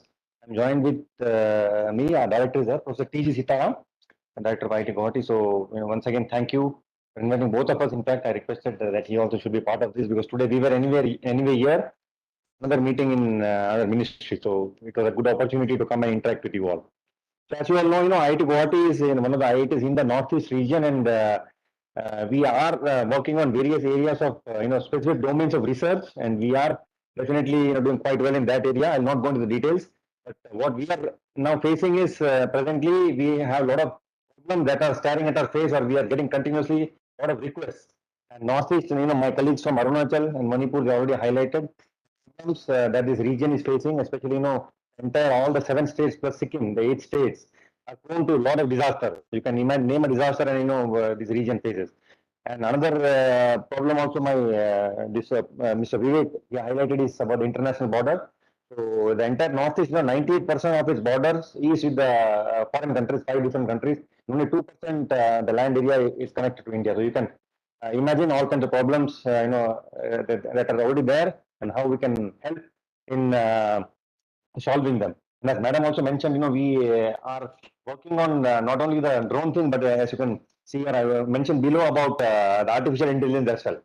We have a school that is funded by a philanthropist. We have a school of data science and artificial intelligence, and we also have 2 supercomputers, which can process a lot of data that is available. So 832 teraflops supercomputer is also available. So we started some work. Can you go to the next slide, please?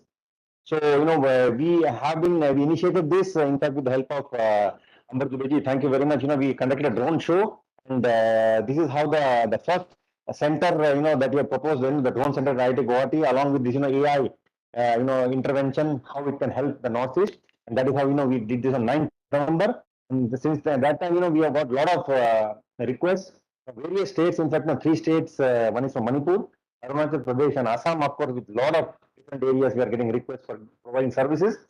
And what we have done, please go to the next slide. So this was the very recent, flood that affected the state. In fact, it was very unexpected because usually the Upper Assam is a region which gets flooded. But this time, what has happened after 35 years, the lower Assam was completely flooded, and that was not expected. So, you come out of IIT, it comes under the lower this thing, Assam, and just 2 kilometers you go on the highway, the entire villages are migrated on the highways. So all villages, in fact, we did not have even roads to go there. And you can see one of the images below, myself and director, we went to the students team, students are there, and we have 2 startup companies, drone startup companies in the campus, Drone Tech and Marut Drones from Telangana, and the students team. So we have an aero modeling club. They also have developed a lot of drones. So we went there, and within 2.5 hours, we did survey close to 4 villages there. The vehicles could not go, so they have taken the drones in the tractor. You can see the tractor went on the water, and we did that on 20th June.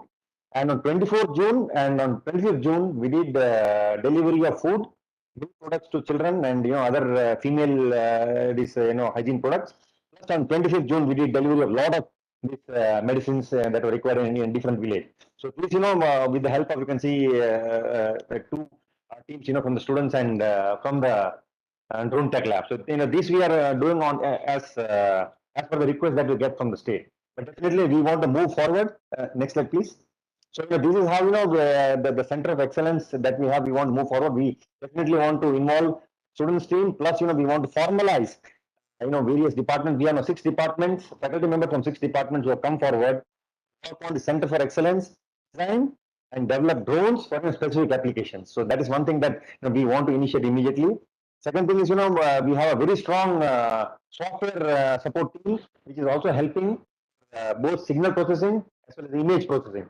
And we have also got again requests from the NSG. We did some, emergency drills on campus. We had a discussion with them also. That is something that we have to develop a software platform, which definitely is not available anywhere in the world right now. So specific location for specific application. That is one area that we would definitely like to, get into in a big way. And everyone has already mentioned about the skill development. Almost every state and every region wants this. So we are also in discussion, the state government, in fact, to formulate a policy where the skill development also can be part of that. In fact, we had a meeting just 10 days back with both the skill development minister from the center as well as the state skill development authority, initiate this process almost immediately. There are various things, but the drone training, the drone maintenance, that was one of the focus. And we are definitely focusing on the courses and the programs. So we have signed one MOU with another department of Assam state government. It's called ASSTC, the Survey and the Settlement Agency. So the entire land records in the state, they want to digitalize, and they request our help to train their officers. So all the cadres, the central cadres, the IAS, the ACS, the Assam Civil Services, the Patwari is what they call the local people. So everyone has to be trained for a 7-day course with hands-on experience on this thing that has been requested to us. We'll be starting that. Local state. For the as of now, they told for the Assam thing. Yeah. Part of the Swamitra scheme? No. Separate. And I already mentioned about the next one is solving the regional disaster problems. That anyway we are getting requests, and definitely we need help and support from the center how we can move forward. And one of the reasons that we brought up this is because we have got clearances for this red zone to converting into yellow zone. But now again we had a team from MHA visiting us, Intelligence Bureau, that has again been stuck for 2 months. So I don't know how we take it forward. So we will definitely require your help and support to get clearance for this. A yellow zone to green zone. And can you please go to the next slide? Yeah, so there are a lot of challenges and a lot of problems I have listed. I will not go through this, but we have already implemented many of these problems in so many different areas around the campus.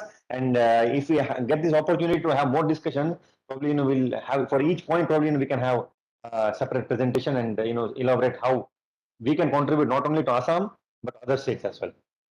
You want to say? And the next slide, please.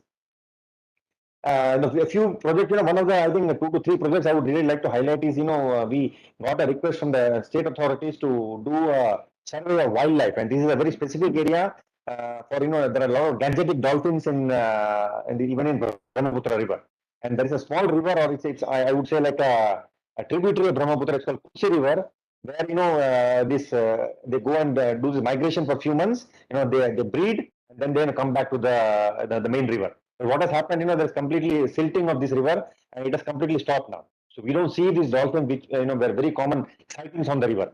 So we did the complete survey of the Kulsi River, and that we have given it to state, and they are doing the dredging and trying to revive that certain stretch of the river. So that was one of the wildlife this conservation thing we have done. Similarly, we have also worked with the state authorities to survey another oil refinery project, which was sanctioned to one of the refineries 32 years back.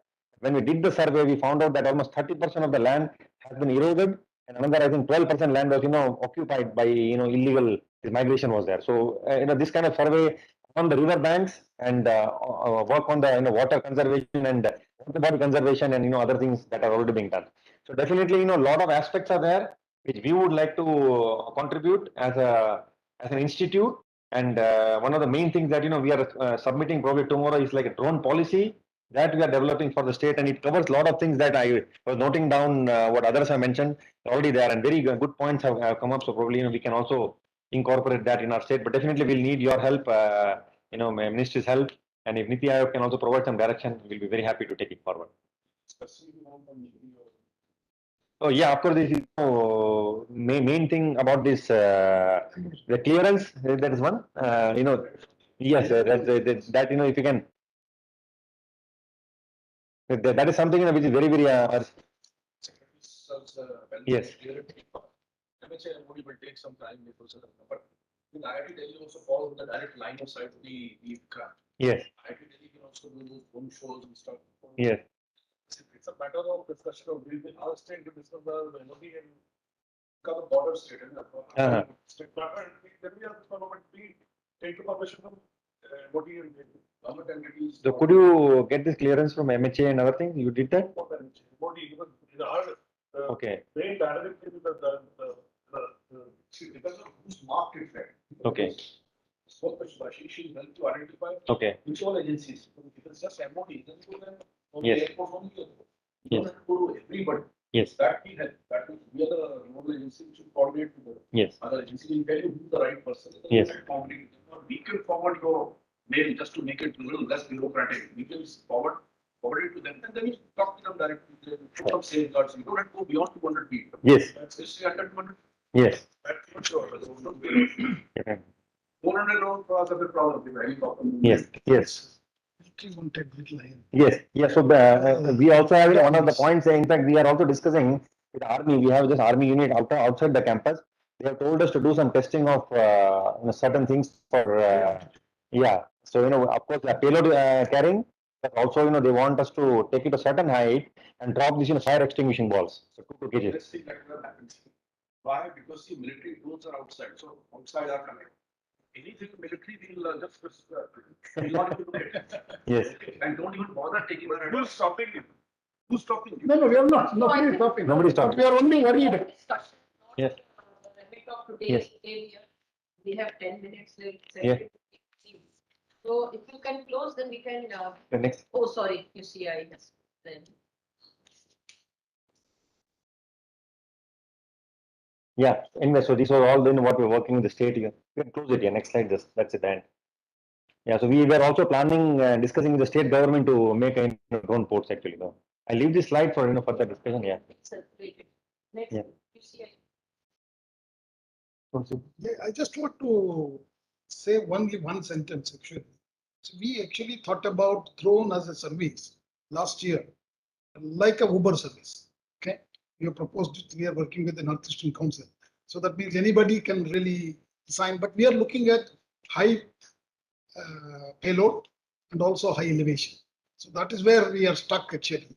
So we need the military, defense permission. We are working with them. That's what I thought this please. Thank you very much for providing this opportunity. But, So would you like to go You're there? welcome. Yes, pull a chair.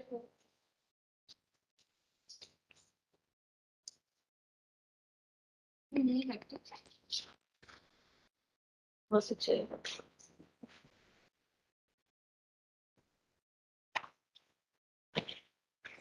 So thank you very much for providing this opportunity, and straightforward, I would like to go to the next slide. Here we can see this global compliance ecosystem, which is based on two type of framework. One is driven through government, and one is driven to voluntary certification mechanism. And right now, this is a well-established approach across the globe that voluntary certification system can support the regulators in terms of compliances. And when we say compliances, it means there are certain licenses and approvals are being issued by the regulators. And if those licenses and approvals are routed through conformity assessment framework, I suppose there is a speed, scale, quality, as well as transparency and impartiality in the system is being maintained. Can we go to the next slide? So QCI being national accreditation body, we are supporting various sectors and industries in terms of various conformity assessment solutions, whether it's a Ayush scheme, whether it's a medical devices, or right now we are supporting Ministry of Civil Aviation in terms of quality interventions in drone sector. So with respect to whenever we are developing any certification scheme or conformity assessment solution, it's a mandatory requirement that we have to engage all stakeholders in terms of development process, as well as monitoring and implementation of the certification scheme. Can we go to the next slide? Next. So as far as major milestones concerned with respect to this certification scheme of drones, QCI and DGCA signed an MOU in 2019, and most significant milestone, I would say, that the release of drone rules 2021, and it was industry-based requirement which was satisfied through these drone rules 2021, and after that QCI took certain initiatives, and we worked on the updated scheme, and we launched this QCI scheme was launched on 26 January 2022, and after launching of this particular scheme, till now 2 type certificates have been issued, and there are certain applications which are in pipelines, and entire system is being processed where those certifications are can be issued as early as possible. Next slide, please. So I suppose this is a very important slide where we have identified the scope of this certification scheme. this US certification scheme is currently applicable for VLOS operations, and this is applicable for all type of categories and models except nano models and models which are used for model purpose, models which are for remotely piloted aircraft systems.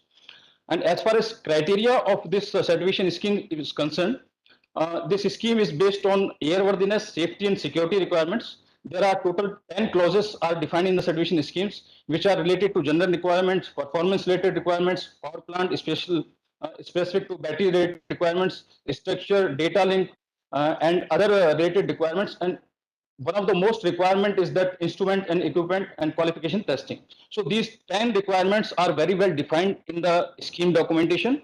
Along with these requirements, certain guidelines are being given. So any manufacturer who is supposed to take or apply for this type certification, they can go through these documents and they can apply for type certification. Next slide, please. Now this entire certification process is digitized, and Digital Sky platform is a platform where any manufacturer can apply for this type certification. This is being segregated into 4 phases. Any D1 form which is submitted on the Digital Sky platform is routed through an authorized testing entity from Quality Council of India, and that certification body or authorized testing entities is supposed to decide on this application form within 7 days. So for this entire, I would say different phases, cycle time has been defined, and this entire cycle time is of 75 days, out of which 15 days are kept for DGCA for their decision on type certificate. Next slide, please.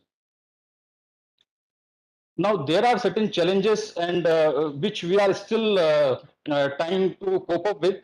For example, documentation with respect to CS requirements is one of the biggest challenge because a lot of manufacturers are getting those documentation in line with those CSUS requirements, but still there are certain issues.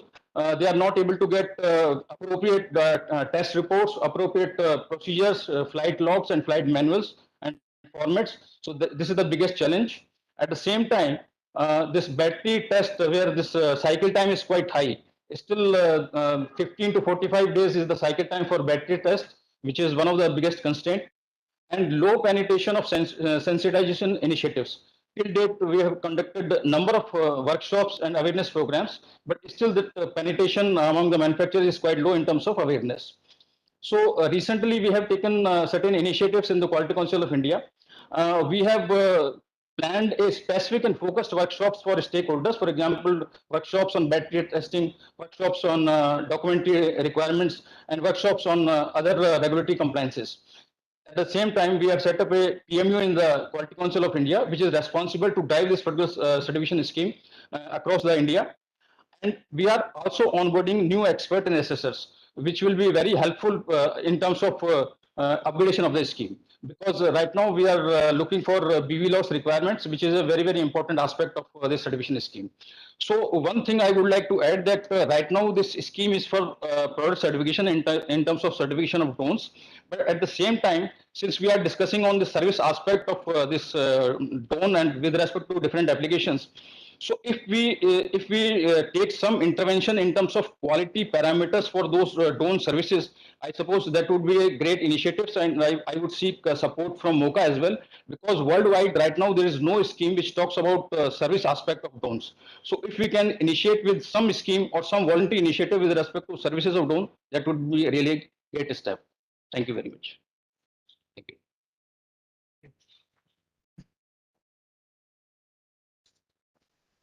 So, No, I wanted you to give a more detailed thing so the secretary can.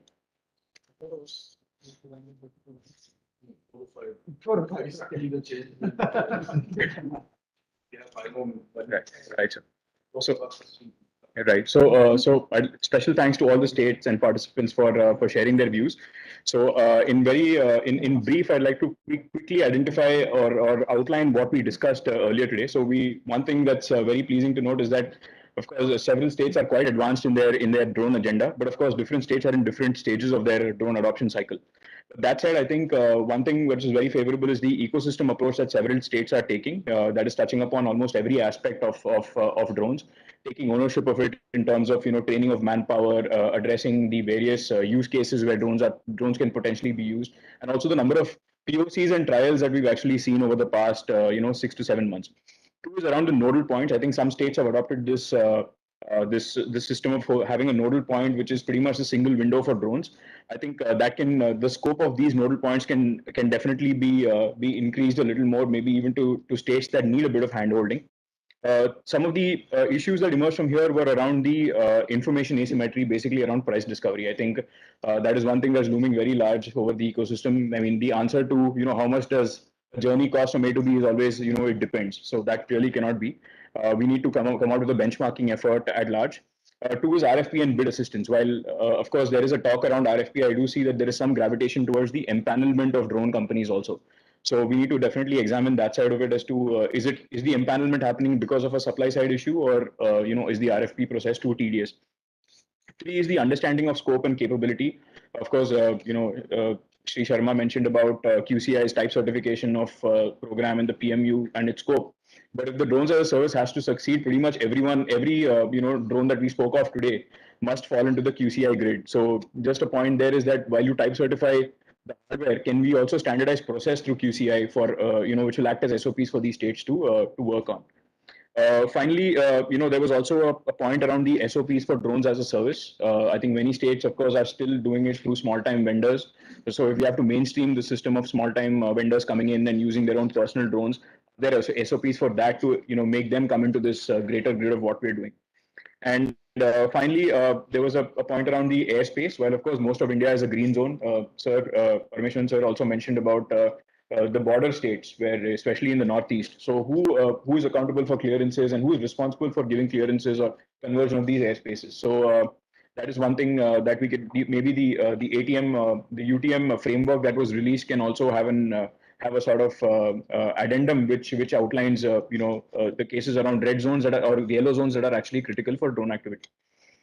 Also, there was a case around the incidents. Of course, we all know that not every drone project is rainbows and sunshine. We do see incidents that happen every now and then. And when an incident happens, who takes ownership? I mean, right now everything points towards the drone operator, but at the end of it, how do we address it? I mean, how do we get a library of issues and incidents that can happen that can be mitigated? And of course, the severity or the seriousness levels of this. We've seen that the media pick up a lot of this, but we know we have a good seat in the house. And two is around finally hand-holding for states that are looking in this direction, and the need for greater research around say heavy payload and long range drones. Right now that is pretty much non-existent in India. Before we move to urban air mobility or advanced air mobility of carrying people, how can we look at very heavy payloads in sectors that really need this kind of support? So how do we handle that? How can we collectively come out with documentation that addresses these problems? So with that, I'd like to summarize and invite Shri Amber Dubey sir. Can you just supplement what he said? Yeah. Sir, from what Vignesh says, I think one feels that whether you do a open competitive bid or empanelment, I don't think the two are exclusive to each other. They can be combined. You do a limited tender. So it's not as if you have empanelment, you can't do bidding. The entire question of price discovery, and it was also there in Saurav's presentation and as part of the deliberations of the committee. But I think when we are talking about competition, then it is a market discovery of price. Why should we sit on judgment that this is some benchmark? I know when you go for bidding, you have to do. So that is just indicative. So if we are doing, as per the recommendation of that committee, if we are proposing competition, I think we should not be bogged down by the price discovery thing. And this is what we need to now. So these 2 points, just clarificatory, I wanted to say. Over to you. Any problem with Smith Shah? Why he's been cut out from the entire speakers list? Not able to just speak a few do shabd. Do shabd. Do shabd बोलना अच्छा है.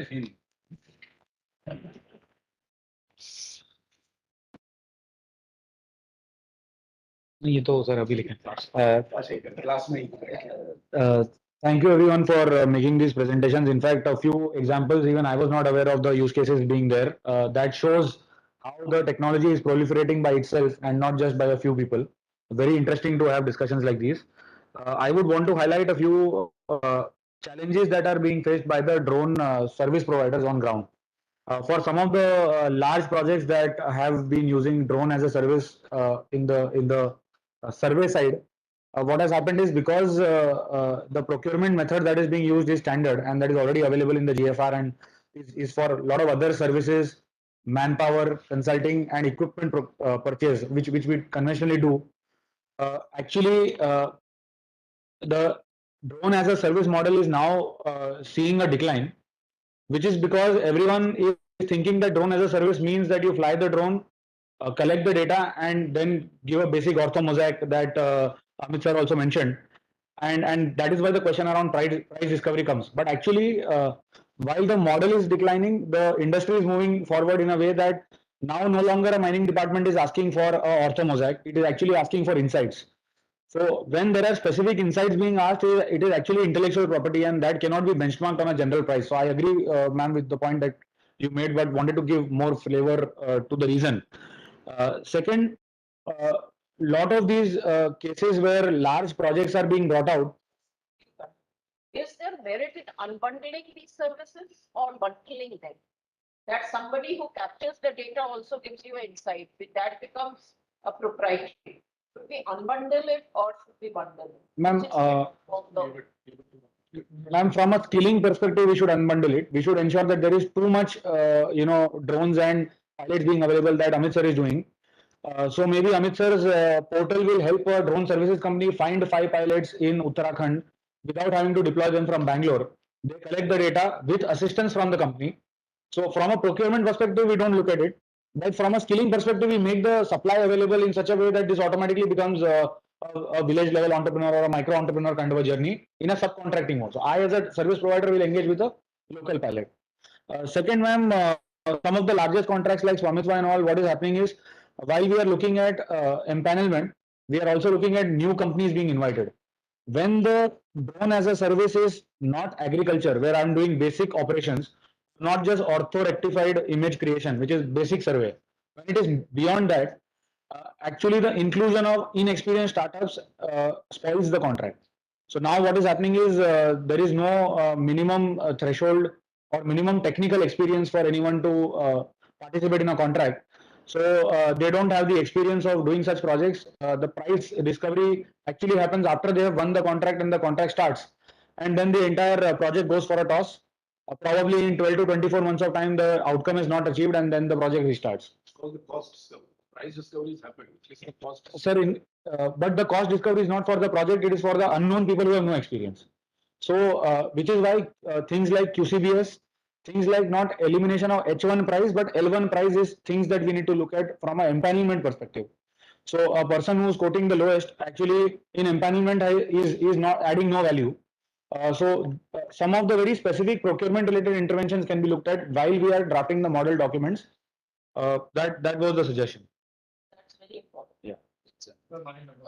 I have a few examples of, but offline. So, I mean, I'm Santosh Mishra, partner with PwC, and we are the knowledge partner for this session here. I have a colleague, Dr. Anshula Pandey, and she just we were just discussing that. Just let this be the speaking for. No, that's okay. I think, yeah. So we were just discussing that, and I think you alluded to earlier in your conversation. It's important to bring data governance framework also as part of this process right here. Not Anshula, would you like to add? For that, we are focused on procurement. But my voice was loud enough. No, can't reach the table now. Absolutely. I was always told my voice is too loud. Yeah. Okay. Yeah. No, come. Thank you so much, sir. So, I mean, I have seen some brilliant initiatives going on here, and of course, preliminary analytics, which sir mentioned. And going forward, I do feel that the drones will be a very, very rich source of data, which will be further useful for, say, advanced analytics, right? the kind of data that will start coming in once you have the drones, that will be vast and that will be varied. But the biggest question here then comes on to data governance because of the privacy issues that we face, and who is the owner of that data, right? So I think when you are procuring the drones, even as a service, as from a government perspective, I think it should be very clear as to whose control the data is under. Because in today's world, data is gold. And data issues are really. Each state has chief data officer, and they have to decide which data they want to publish on internet and which data. Which could be sensitive also, because drones. What she's saying, central government, sir, this is important. And we are facing this in the health sector also. Some data governance that's across sectors. It's not for drones per se. I think yes. And we are working on it, and that is something. That's why I highlighted that we do not sufficiently focus on data collection, on AI on top of it. That is why I'm saying unbundling is important. It is very important, ma'am, because those who are into manufacturing of drones will probably not have the requisite analytics expertise, especially when it comes to advanced analytics, AI. The platforms are very different. And the necessary, So the model RFP should give all three options. So if there is somebody who's, as he was saying, giving an integrated service along with image analysis, along with AI layer, fair enough. If somebody can only supply the drone capability and not the analytics capability, that's also fair enough. And about the data governance, given the fact that we have a data protection bill, hopefully it should see the light of the day very soon. So I think it's important to underscore that and make this entire thing with the RFP itself, because analytics can definitely be a separate initiative, but getting the data under control is, I think, a more important issue. This is one thing, and AI marketing is very important, especially in the context that if we have two, let's say, vendors, one who has sufficient capacity, one is fresh in the market, they may all be able to deliver the basic image. No, it's all what the RFP says and what you're saying for. I think it's not a supply side. The analytical capability at the end of the day, when we're doing this, the department does not pay for the unit. They also want the results coming in. But the company A, we have a very robust machine learning database. The company B may not be having that. So even from the state perspective, I think it's important to think of building these localized machine learning training models, which are there at the state as IP. Yeah, because localization is going to be a key part of how better the data. Not just that, ma'am. Nowadays, we have algorithms and techniques to mask the privacy of the data, so that it actually extracts that. Scope of unbundling. Yes. RFP, you cannot combine these. You can't, because you cannot compare apples and oranges. I'm quite conscious of that. That is an important, and I think the point has been exactly. But I think as a government, the government should have the hold on the data, so that the actual private data and the sensitive data that is regulated well.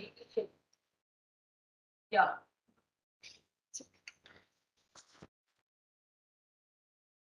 Now,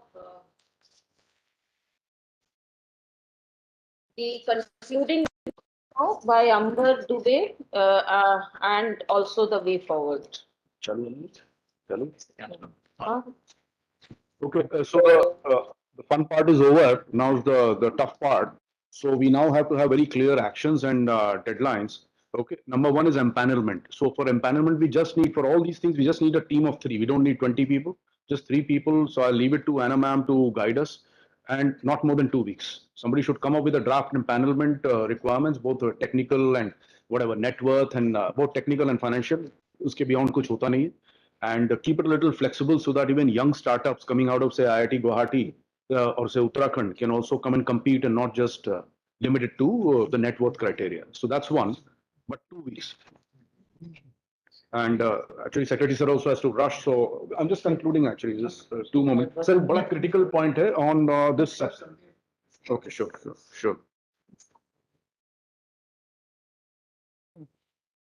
So good that my boss has left, because I'll be talking something very sensitive. Okay, which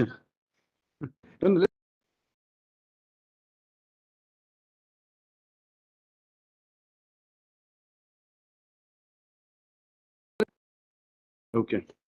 चलिए, so YouTube पे भी जो देख रहे हैं, so something very interesting is going to come now. So empanelment, we need 3 people, and ma'am, please immediately put some 3 people on the job. Okay, it could be anyone, it's not a prestige issue. Okay, and 2 weeks we should have the draft this thing. Similarly on RFP, again, in this very building, history has been created, so many model RFPs. I know in my previous life how I've used many of those draft RFPs, whether sports or airports or this and that, and they give you a very nice starting point. So then the work of the government sponsor and their consultants and the bidding community is reduced to just that little deviation, one sheet of deviations. Okay, so on net worth you want to give a deviation, on the project timelines you want to give a deviation. Then the discussion is only on the deviations from the draft RFP. And the draft and the rest of the RFP, which is 95% of the work, is already standardized across the country. So even the bidding community finds it very easy. So we have to come with those draft RFP. And this time, because this is not like, this is just DRAS. This is not some creating some 1,000 crores worth of roads and highways. It could be just 2, 5 or 10 pages. Drone rules has been brought down from 40 odd pages to just 11 pages. Okay, plain simple English. Forms come down from 25 to just 5 forms. Types of fees has come down from 72 types on Bharat Post to just 4 types.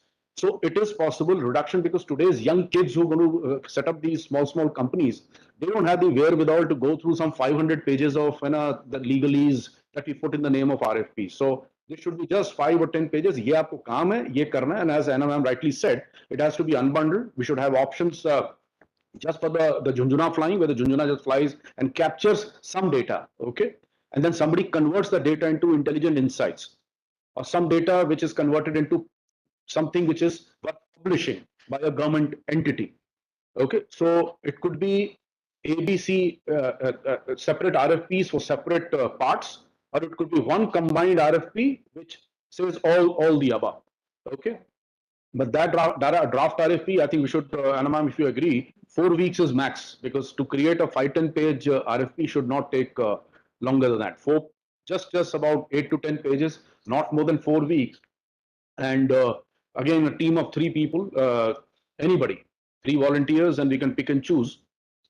And then we circulate.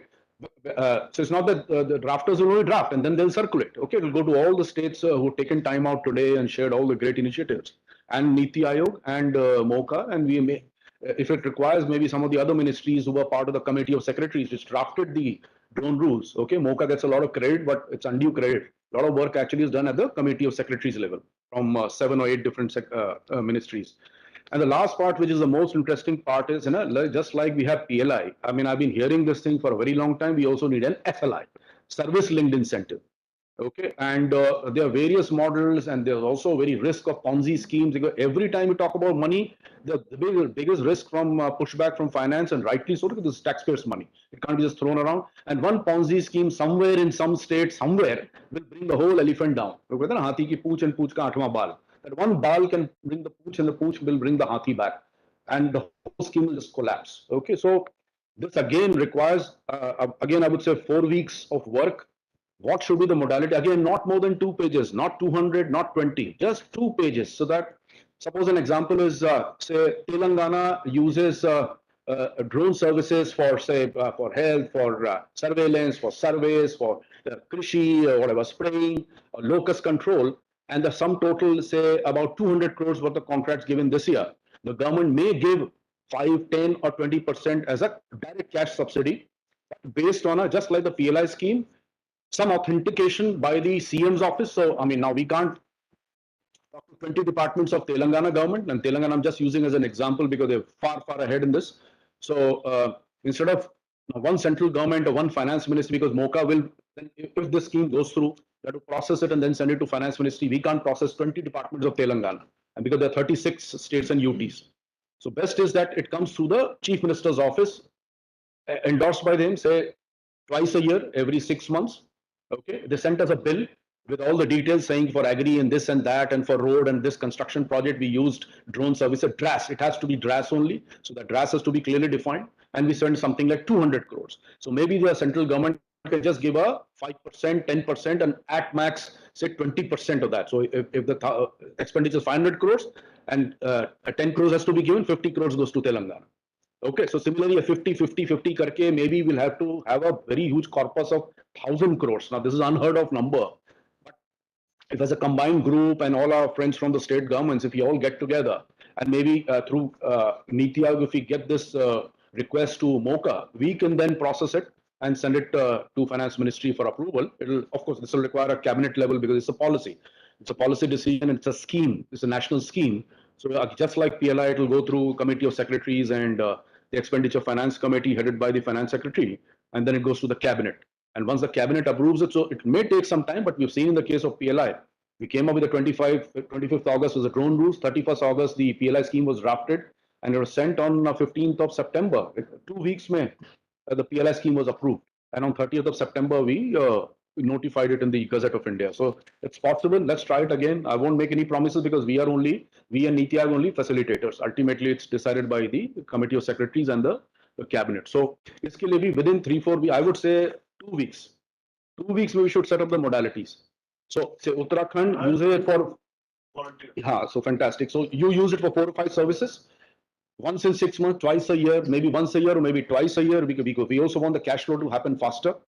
Twice a year, you consolidate it all, approved by your finance secretary, finance department goes to CM's office. CM's office puts a stamp and sends it to the central government. And then we just review it, ask some questions if required. And then we consolidate for all the 36 states or maybe 20 states or 30 states, whosoever ask us for this money, and we send it to the finance ministry. The only thing is, just like PLI, they would like it to be linked to GST. Because then when you violate and you put up somebody, not you, but some service provider puts up Ponzi bill, okay, he is violating then several. Let's this will link it to GST, because then when you violate GST, state government is hurt, we are hurt, and then the entire force of the government comes after that 1 person or 2 persons who try to game the system. So after a lot of debate, we finally arrived at the GST as the benchmark for the PLI scheme. Maybe in this SLI scheme also, we should link to GST. Because then it cuts out a lot of questioning. And because you've already spent it, so of course we look at, the state government should have anyway paid it. So they billed you on a GST, you paid them in cash, and then whatever you paid, suppose 100 crores you paid, you sent us the 100 crore bill, and 5, 10 or 20%, whatever is the policy finally, you get a cash back from us. From me, not from me, from the finance ministry. And from finance ministry should go directly to you. 10%. So 10 crores cash back. So and if this does well and we see that this leads to more and more contracts and RFPs based on the Niti Aayog draft model RFP, and this kind of payment, GST has already come to the state and the central government, and we give a cash back, and this grows, then we can go for more funding. Just like PLI, we can start with just 3 years funding, and then as we see traction, we can keep on increasing. I'll just stop here because I don't want to, most of the other points are very well covered, so I don't need to waste anyone's time. We also have the Raj Sabha questions. We have to go back and show it to the minister also. So again, thank you so much. It's very heartening to see where we have come from over the last 3 years, and so many great initiatives happening every state and every academic institutions. I also saw IIT Bombay, there's IIT Guwahati here. Everybody is learning from everybody and supporting each other. And this is very infectious, this kind of energy and motivation. It's so energetic. Yeah. Thank you so much, Jai Hind. I would like to thank all the state representatives to have taken out time from their busy schedule and joined us. We will collate all the points made today, try to map it in a proper structure, and also try our level best to meet the tough deadlines given by Joint Secretary MOCA to us. Hopefully we will be able to achieve something, but with that I thank everybody who are present in person and online, and we'll get back to you with more details. Thank you very much. Thank you all. Thank you, Rama. Thank you all. Can we get a picture?